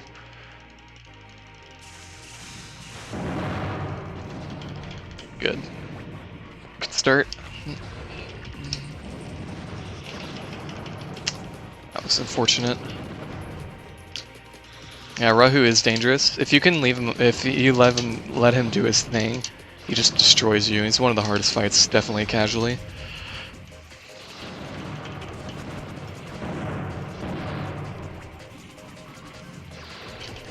Please with the spoilers. If you looked closely, you know it's not the same person, so I don't feel like it's spoiling too much if you're just paying really close attention to something that you shouldn't really have to. Keep 07.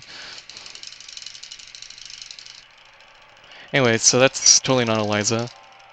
And then, oh look who's back! The Boro and Sergey. Yay. And then, oh boy, wait for the plot twist, you guys. I need to fight my brother. Your brother? So yeah, Sergey's Marcia's brother. Who could have saw that one coming? Oh no.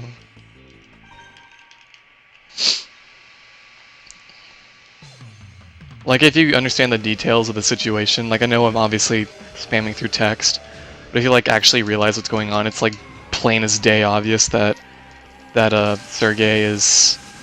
Oh wow, the charge, really? Prick. Alright. It's plain as day obvious, though, that Sergey is Marcia's brother, but wow, now you know for real, whoa! Okay, I'm getting awful RNG, can we not? I don't want to die on this fight, that'd be a stupid fight to die on.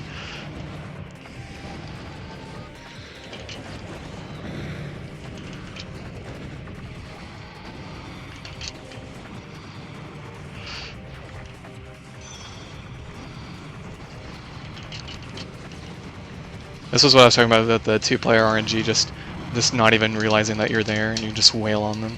They're just focused on the other person. Aw, dang, I got caught up in the crossfire. I'm getting really good two-player RNG right now. They're all targeting Marcia.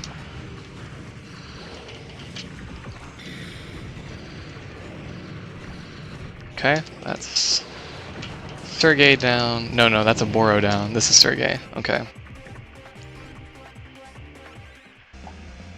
Alright, so now we know that Sergey is Marcia's brother, and that... Oh no, Sergey is for evil. Neither of their sets are fully legal, I don't think. I don't believe they are. Okay, so now we gotta go to police headquarters. This movement's kind of funky. You go like this, and it's just like, whoa.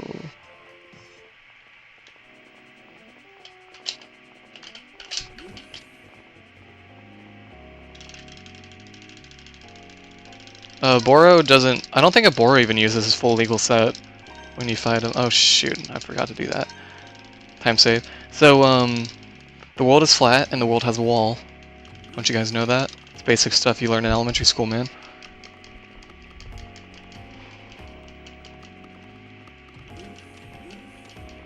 I forgot to mash B there. So now we're all in the bathroom. Ding. And so this portrait of a hand is actually an elevator. So it's pretty neat. So now we're just at a subway system.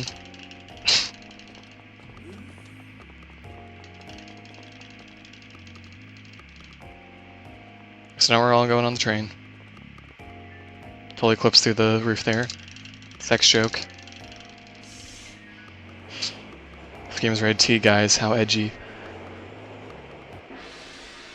Anyway, so apparently the way the subway works is it goes right under diamonds, even though on the map that doesn't make any sense because it went to the right, or went east, and it's just, I don't get it. Anyways, but just for the sake of the joke, Diamond gets hit with an earthquake, and it's like, oh, funny, haha. Anyway, so now we're like going to the wall that we apparently have. But first we gotta go through this like glass space tunnel. And in the context of this universe, we're very clearly not in space. So I have no idea what this glass tunnel is all about. Nobody really gets it. It's just like here. And there's just like, okay, now here's the wall actually.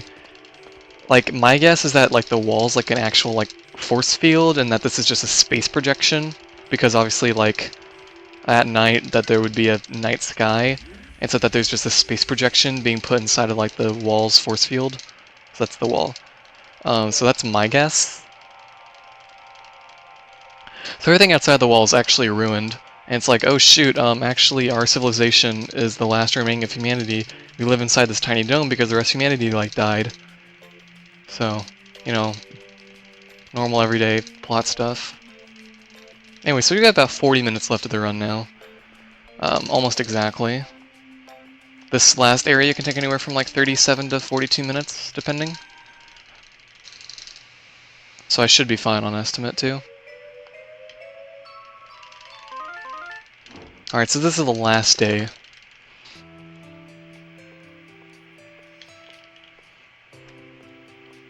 We gotta go to Steel Hearts before we can go to the police headquarters.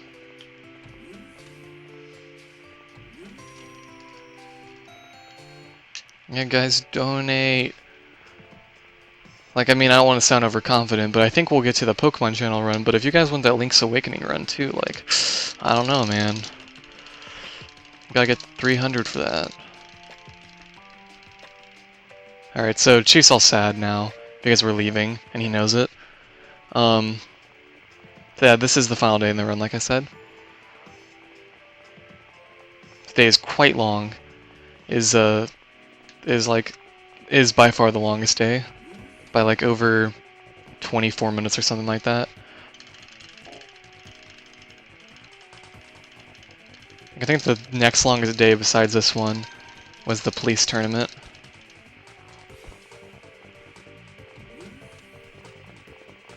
Yeah, Link's Awakening DX is a good run, like you guys want to see that, right?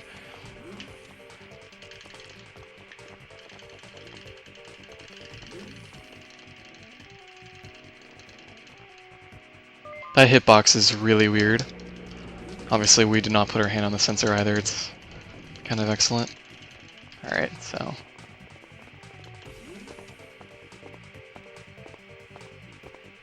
Totally clip.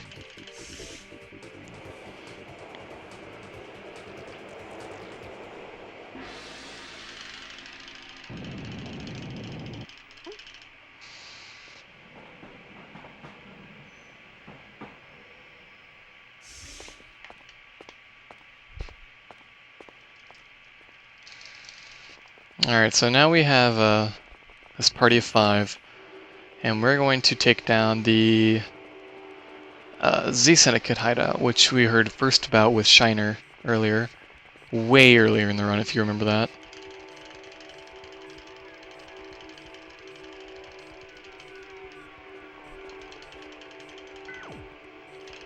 Believe it or not, getting in front of that red button to hit is very, very, very difficult.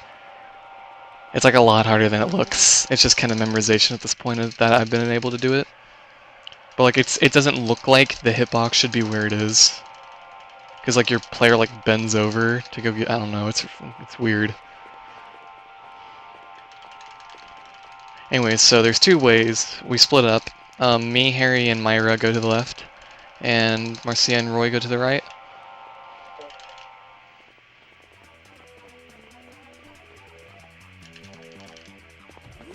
So this is the second to last area in the game. As you probably saw in the main overworld that there was one other area. Anyway, so here's just like a lounge room. I've made this remark before, but like I really don't get this design. So this is their base, right?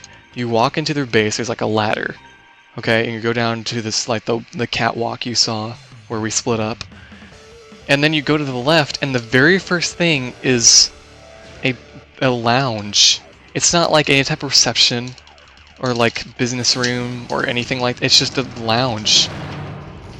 That's like walking into a school and just seeing the teacher's lounge like right in front of you. Like that, no, you had the front office, like what the heck? I don't get it.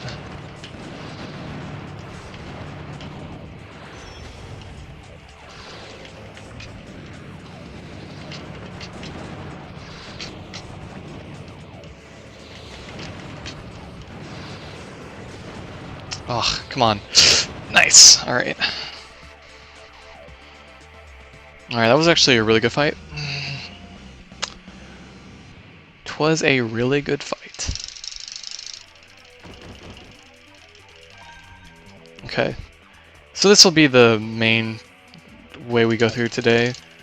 You fight somebody, you go to the next fight. You fight somebody, you go to the next fight. You fight somebody, you go to the next fight. But it's still a lot more entertaining than the police tournament because people actually use like variants or very different types of robos, and there's movement in between that isn't just hold back left or hold back right and then hold forward. Anyway, so this is Shiner with Metal Ape. You can do the first Shiner fight with Metal Ape as well, but just it's a lot harder in terms of like menuing. I think Ghost King does it, but it's just personal preference really. You cannot get downed by a full flame gun like you can, like Razor 1 can either, which is very convenient.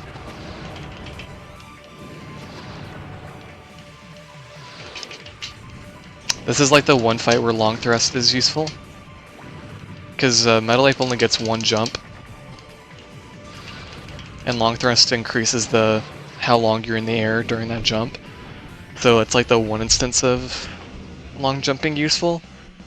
Well, I think so, but you know how it is. It's if you want to. And Shiner remarks there that I should have run away while he was talking to you, but you run faster than Shiner walks, and how fast we mash through Harry's dialogue is means that we would be able to catch up to Shiner if he actually started running away, which is funny to me. Anyway, so here's like a battle training room or something. And they were talking about strategies. They did something called, I don't know what it's actually called, it's like a ground dash or something, and it's basically you tap A to get barely off the ground, like you do like a really tiny jump, and then you press A again, and then so that way you do a glide right over the ground.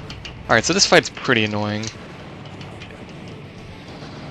I got a charge cancel there. That was cool. I think that's my first charge cancel I've done this run. Oh, he just walked into the magma. What a guy. What a guy. Real MVP right here, everybody.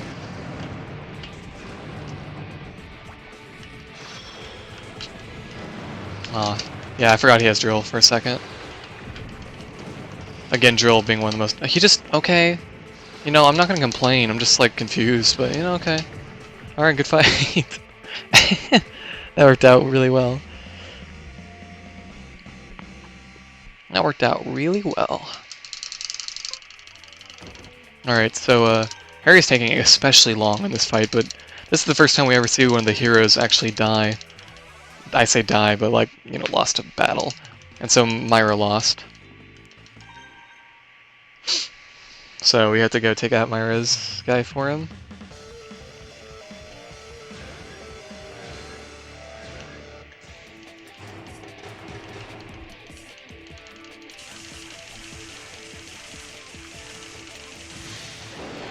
Really? He went for the charge. I'm honestly really surprised, because I was really far away from him, so I'm surprised he went for the charge.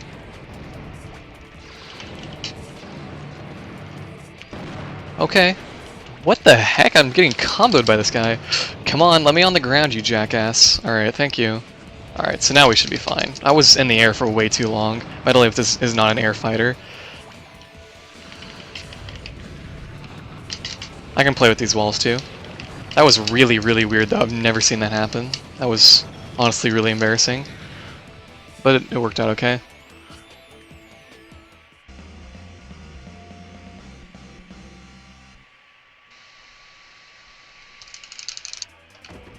Alright. So Harry finishes his fight. He's like, oh, Myra, you're hurt. Okay, so he's like, I'll go get a first aid kit. Anyway, so here's Underpants Man. This is the reason why I'm named Underpants Man, because this is the best NPC in the game. Welcome to Underpants Man. Also, this is actually one of the harder, just regular old fights in the run, too. Underpants Man is very infamous with runners. But shouts to Underpants Man, just comes out in his boxers. He just gotta have a shower. But, I mean, it's fine, whatever. Don't judge him. Everybody's gotta take showers. So it's fine. Oh my god, I just ran into that. Alright, so that's not... I'm gonna blow that up. That's also another convenient thing about three-way. All the destroyable objects in Coliseums can be taken out with one full round of three-way.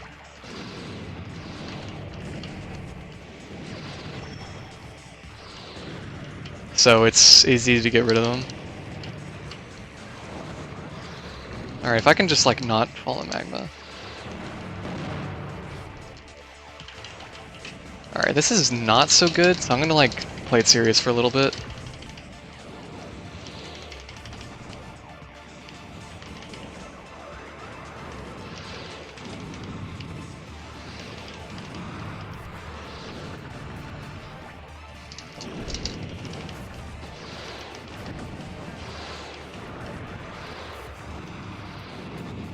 Alright, cool, we're good. Sorry about that. I just really didn't want to die there. I was getting bad RNG, getting hit into the magma like that constantly. Got a question, Cosmic. Where did babies come from? I thought I told you that during your run. I thought that I told you they came from the internet.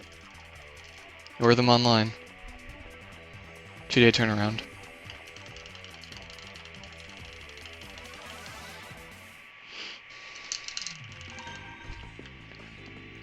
You can send them back for a full refund. Kappa. Alright guys, pick a number 1 through 6. Pick a number 1 through 6. Okay, we're just inside of each other, lewd. Okay. What's with all the charges this run? I've gotten so many charges.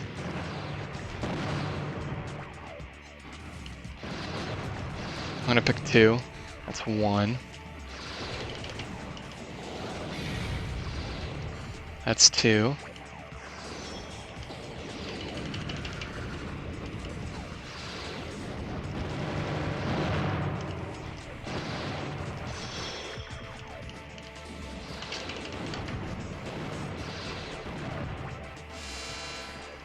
Wow, he didn't get in the magma then?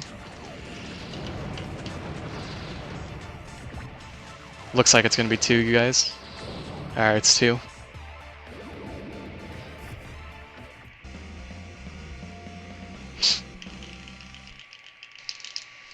Four is apparently the popular number 2. Yeah, you can hit that guy up to like 6 times in the magma. It's pretty excellent. Sometimes he just walks into the magma. It's also pretty excellent. Didn't get too lucky there, though. That was honestly kind of a bad fight.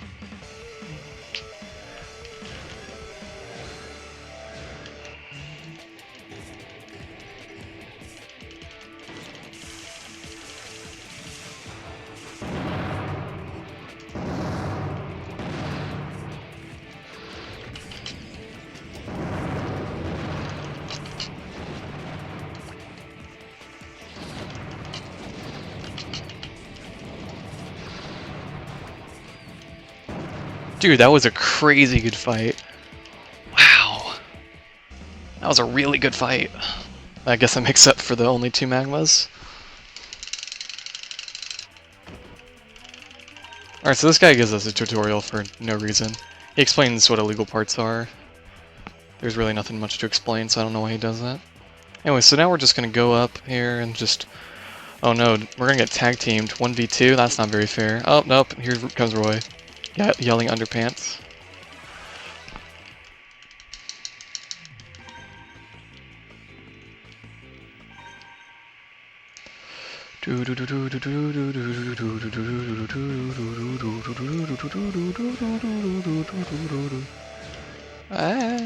Okay, that's fine. And freaking Roy shot himself onto the magma. What a guy.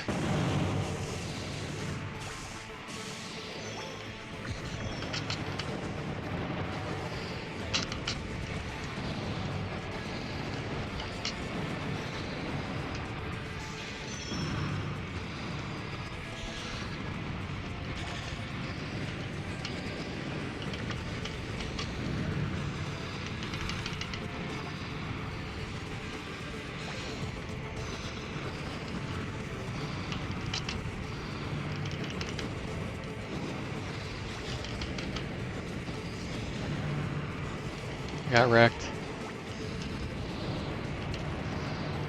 Cool, good fight.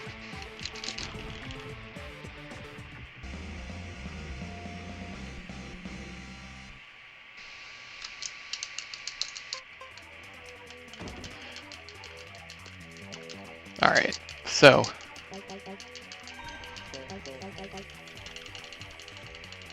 Alright, so they make jokes about Harry's, he's different. Hahaha.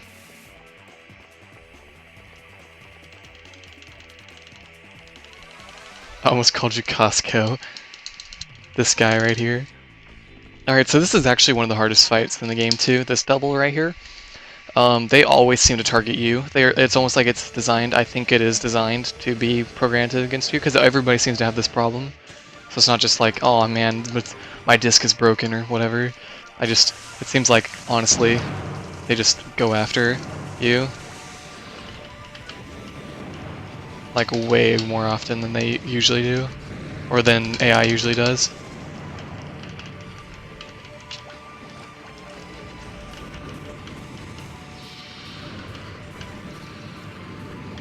I may die here, and that'd be a really unfortunate place to have a first death. But I honestly can't say I'm like, oh man, I'm gonna beat this fight for sure. Because anything can happen, really. It's one of those fights. Alright, that was good. I just reversed. Okay.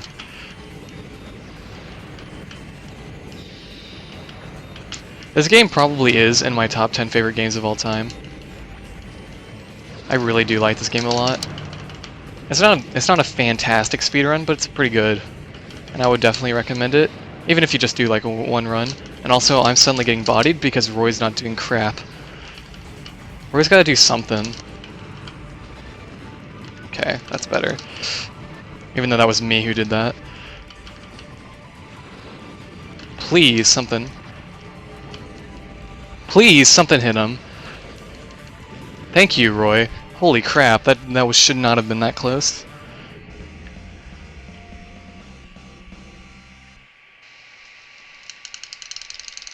Roy's our boy. Alright, so now we should be able to go on pretty easily.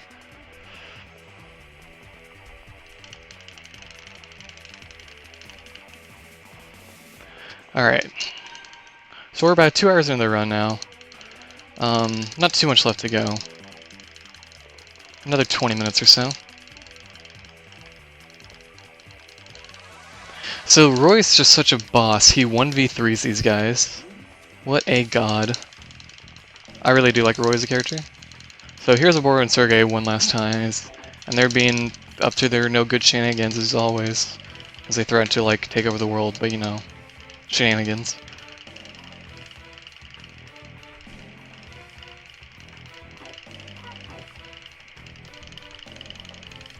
Anyway, so we're gonna have one last fight.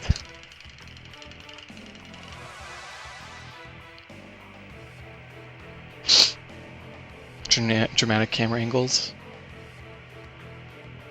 But wait! Oh shoot!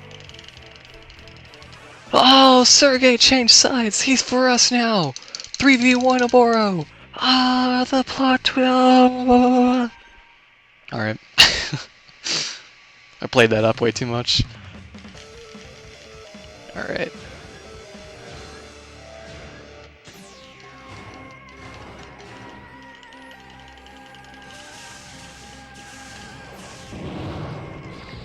Shouts to Exile for the only recorded triple perfect.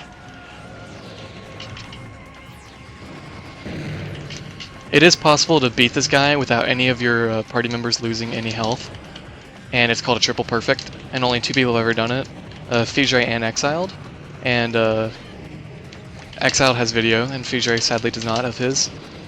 Alright, that was good. Good fight. You can actually get really bad fights, even though it's a 3v1.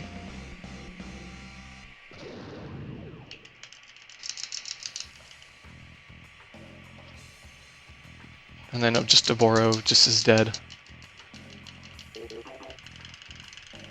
He's like, I've deceived you for the last like 3 years I've been missing.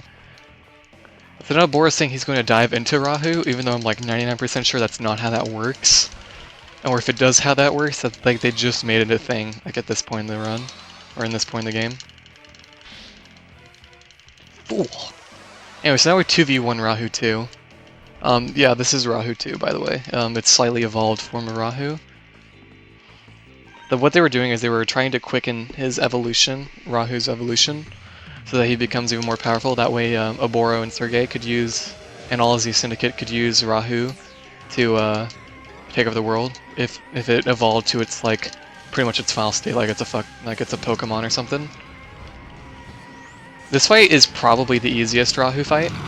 And if it's not this fight, then it's the first Rahu fight. This fight can be annoying, but it's not too hard. If you noticed, Rahu 2 like rebirths really fast. It's actually kind of incredible, but you know, it's kind of whatever. But Rahu 2's gun is just a slightly better version of Rahu 1's gun.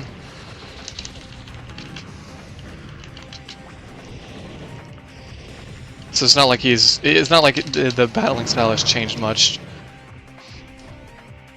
Seppuku, please.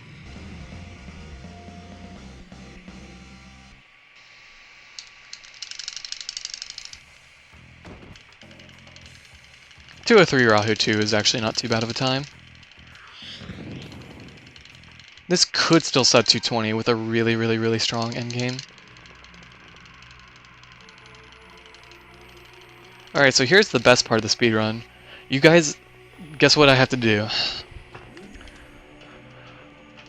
There's this cutscene, and I say cutscene in like fake air quotes, because it's not automatic at all. You have to still mash through it.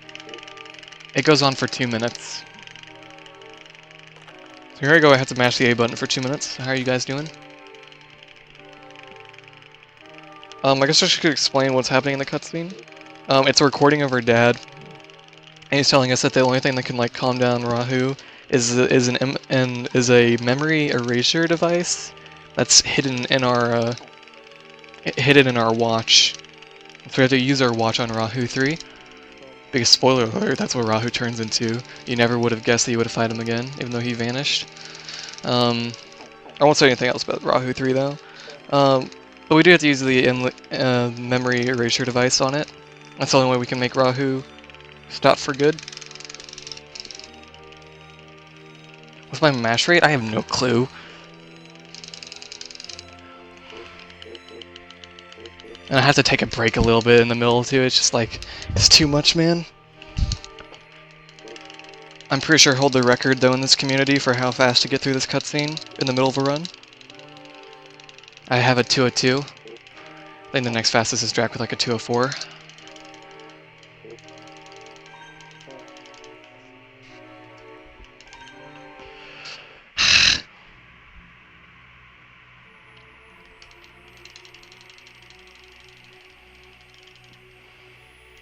So now we put some like chip into our watch.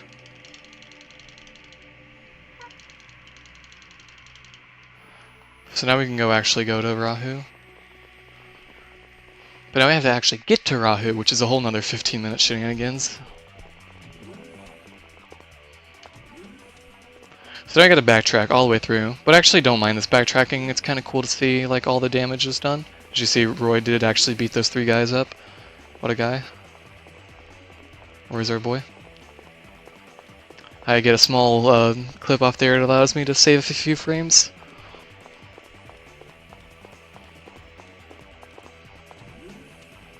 So as we're nearing the end of this run, I want to say that though that this game really has come a long ways, and I'm very like proud of it as my speed child. But it's not just that.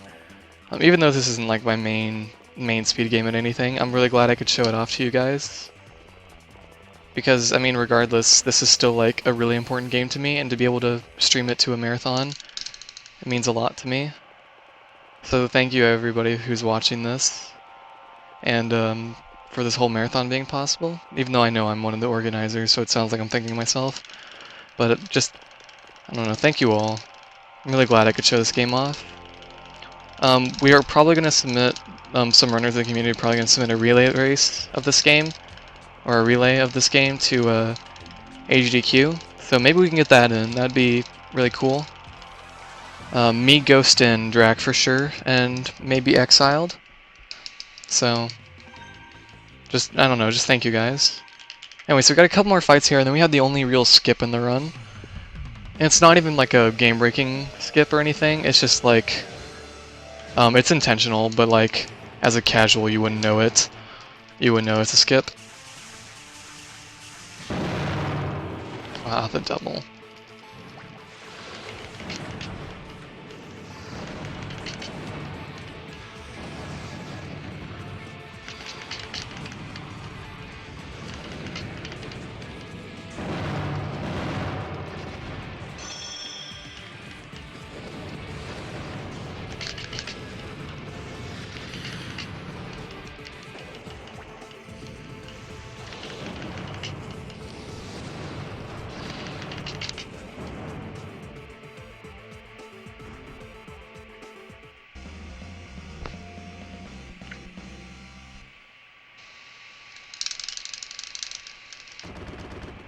It's always a funny sound effect.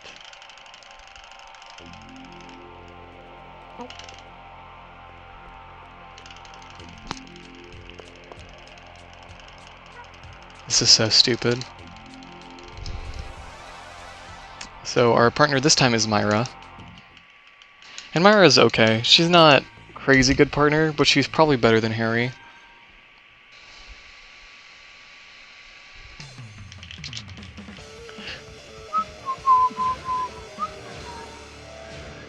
Alright, cool, they got stuck. I'll go after yellow.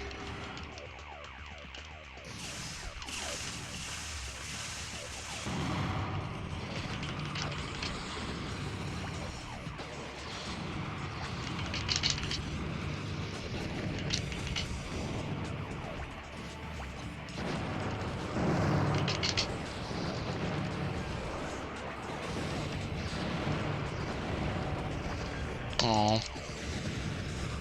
Alright, cool, thanks, Myra.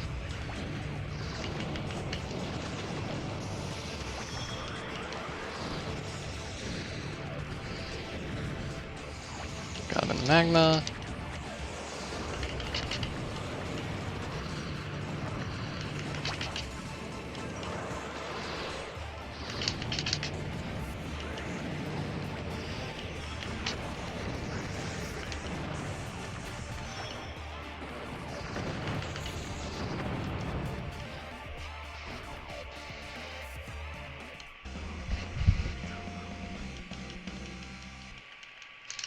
Alright, so now I gotta like really pay attention for this. I'm gonna take this next part very carefully. It's called bathroom skip. Basically, Harry just has to go to the bathroom, and there's lackeys in the bathroom. And if we can actually refuse to go to the bathroom with him. And if we do that, we just skip those fights, and it stays like 4 or so minutes. Alright, so Roy and Myra are gonna 1v3 those guys. So I'm just gonna mash B here. Because B also advances the text boxes. Luckily for us. Alright, cool. Got it. Alright. Good stuff, good stuff.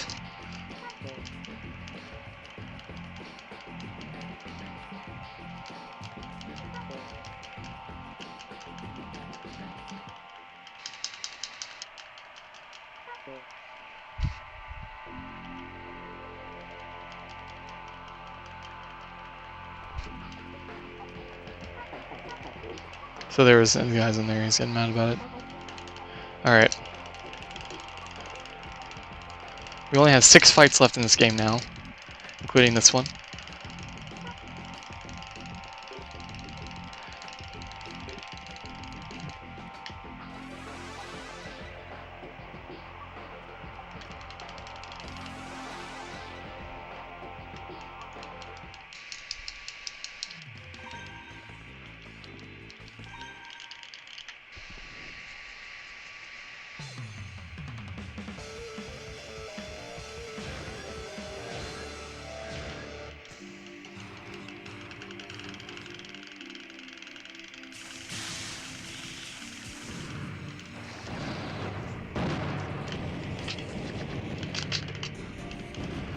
This is such a cool fight if you get it done fast, but it's hard to do.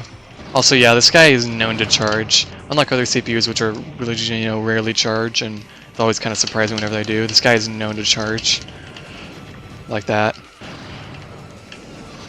Yeah, see, this guy just like charging a lot.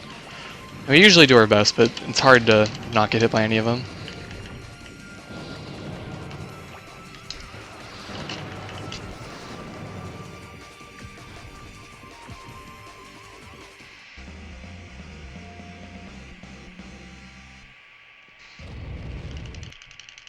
Alright, so 5 fights left in the run.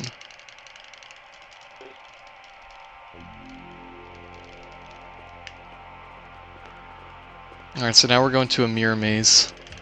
Even though there are no mirrors and it's just literally just a maze. And Sergey remarks that it used to be called a fun house. And he's like, yeah, I don't think it looks very fun. Anyway, so this place is a maze. There's only 1 fight required in the maze. And you can thank Razorman97 for finding out the 1 fight maze route. Because previously we only had access to a 3 fight and a 2 fight maze route. But you can thank Razorman for the 1 fight route. Shouts to Razor. So this is the only required maze fight.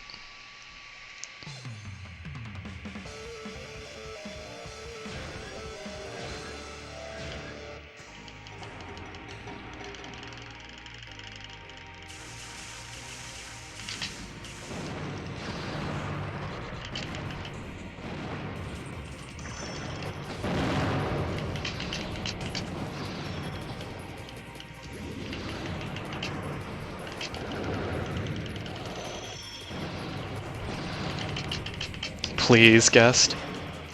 Damn. All these charges this run, dude. All these charges. Gotten really unlucky with the charges. Cool. Alright.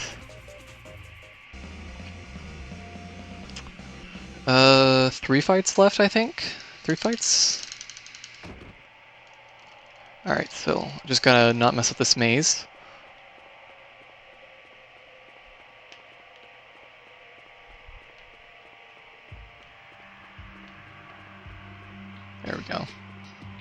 I played that last wall a little bit safe because if you go too far down, you can activate another fight. And we're good. Alright, so that's the one fight maze route. For all you people wanting to go fast. Okay.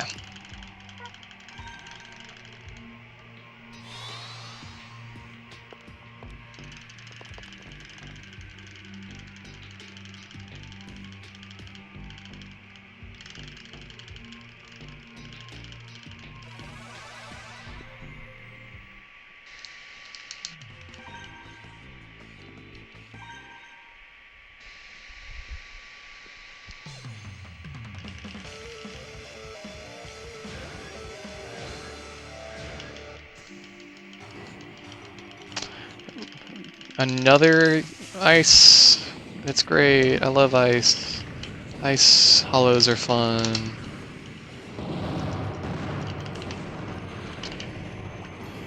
Yeah, I don't know who put ice physics in an arena brawler. I really don't get it. Like, if you wanted to have this floor texture, that's fine, whatever. But it's another one if you actually add ice physics to it. Like, just punks. Game developers.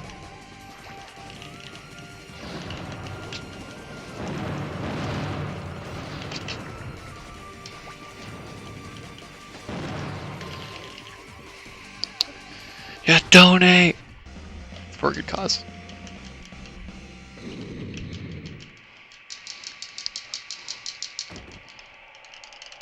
Also because Pokemon Channel and Link's Awakening are good runs. Alright. Then look who it is. Oh shoot. Oh my goodness. Oh my goodness. Ooh. Which one's that? I'll kill you. Destroyed. So this is Eliza, and the other one across from us is Isabella. And if you know what to look, if you know what to look for, you can tell. Yeah, they're twins. That's pretty neat.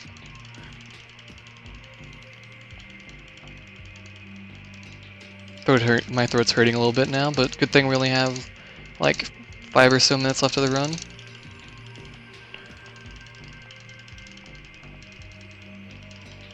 Okay.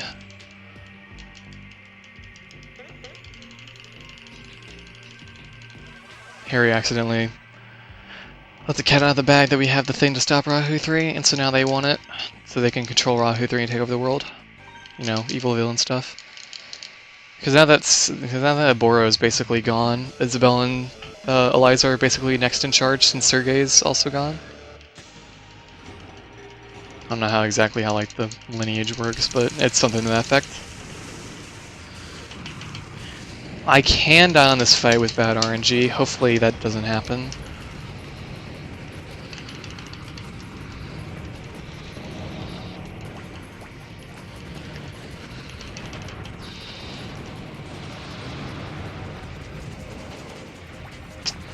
Harry's not doing a whole bunch. It's not looking too good right now. Alright, that was good.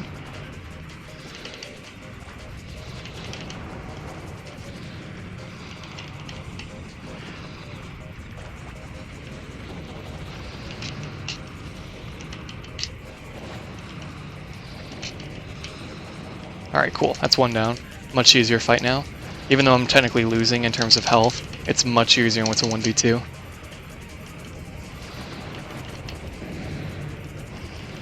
Nice. Alright.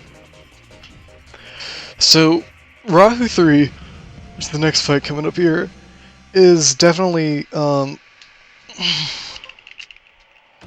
hardest fight in the run.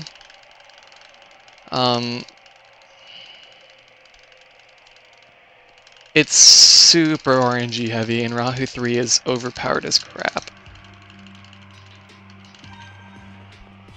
It's just unfair, really, how broken it is. So let me explain some of Rahu 3's perks. So Rahu 3 has 1 frame of down, so it rebirths instantly. So you actually don't want to down it, because if you down it, it actually gets invincibility frames. So unless you're in a really big pickle and you have to just charge to get out of whatever situation you're in, there's no reason to ever try to go for the rebirth. Another thing is Rahu 3's gun is now the bolts are bigger and they're just harder. He throws out 4 pods instead of 2 now, and he also throws out 4 bombs in a square-like fashion.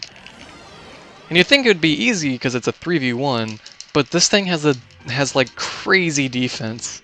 Your charge does like 40 damage to this guy. That's your charge. That's the thing that normally does like 100 to 140. It does 40 damage. A melee range 3-way does like 27. We will be using bombs a lot. Harry's sword gun is very, very good. However, because Rahu 3 moves around so much, it's hard to land Harry's sword gun. So as long as Harry keeps shooting a lot, we should be okay, but it's no guarantees. Yeah, you really don't want him to target you. The best strat for the most part is stand still, but somewhat close to him. It seems like he doesn't react harsh when you do that.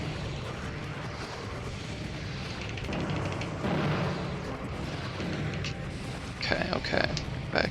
We're gonna use these little pillars for defense. Even if it's not excellent cover, it's something. Alright, looks like we'll rebirth him right here. Maybe not.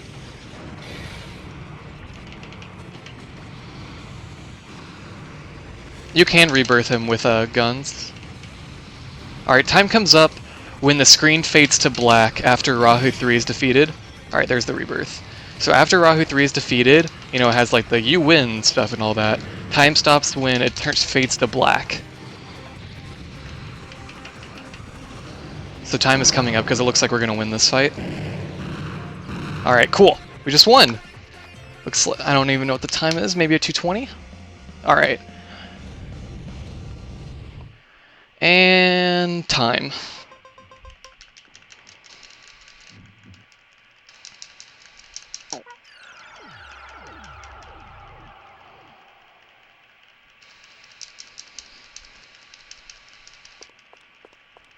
Looks like it was a 2:21. Let me get through this ending cutscene and the credits will start playing.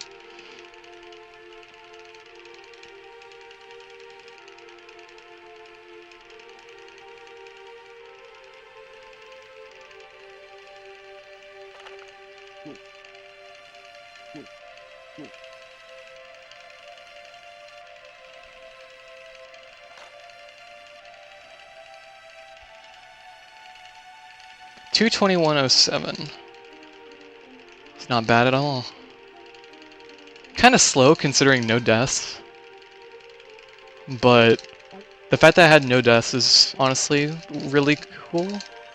I'm really glad I got that. Only 3 minutes off my PB too, so it's not like it was a huge big time loss, so that was good. No deaths.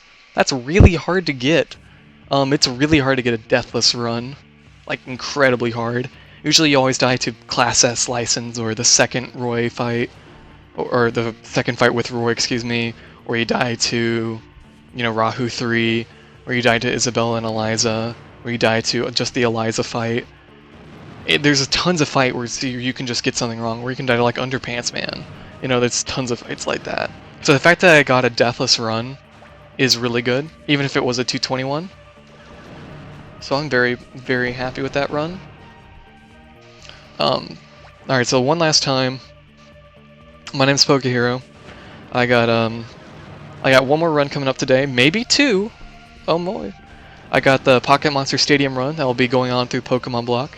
I'm also helping co-commentate the Pokepark run, which, if you've never seen a Pokepark speedrun before, is actually very entertaining and is a very chill speedrun. It's definitely even good for like background noise, but you should definitely check it out. And then, if we reach the $200 mark, we will get a Pokemon channel run, which I assure you is one of the greatest memes you will ever see. And then, if we get to $300 by tonight, I think it's somewhere in around like 10 hours from now or so. If we get to that, then we will have a Legend of Zelda Link's Awakening run done by Hidden Scope, I believe. And Link's Awakening is a very good speed game. Yeah, by Hidden Scope. And we just need to have $300 total by then. So that is taking place at 6:20 my time, so that would be about 9 hours. So we have about 9 hours to raise 114 bucks. I know that sounds bad, but we can definitely do it. And don't forget that there's a couple things coming up too. There's the lemma endings, which B is winning right now with 20. It's depending on how many people you save or how many. You can get the full details at the donations page. And then you can also name Frisk in Undertale. So I think we got some cool stuff going on here. And we're almost, I think the credits are almost done. We're ready to have Guest come on. What's Guest running again? I don't forget what his first run is. Running, oh yeah, Kirby Planet Robobot Meta Nightmare. That's a good run. If I do say so myself, all the Meta Nightmare runs are pretty good. And then we have one of the best Kirby memes of all time, Kirby Tilt and Tumble, coming up after that, also done by a guest. And if you've never seen that run before, it's pretty great. You tilt a GameCube. Definitely runs to watch. I think I'm good though. I don't know when they're gonna take me off. But proud of that run. Proud of that run. That's all I can say. So thanks for letting me do this run again. I really appreciate it. Alright guys, that's it from me. Peace. Until Pokepark, that is. Peace.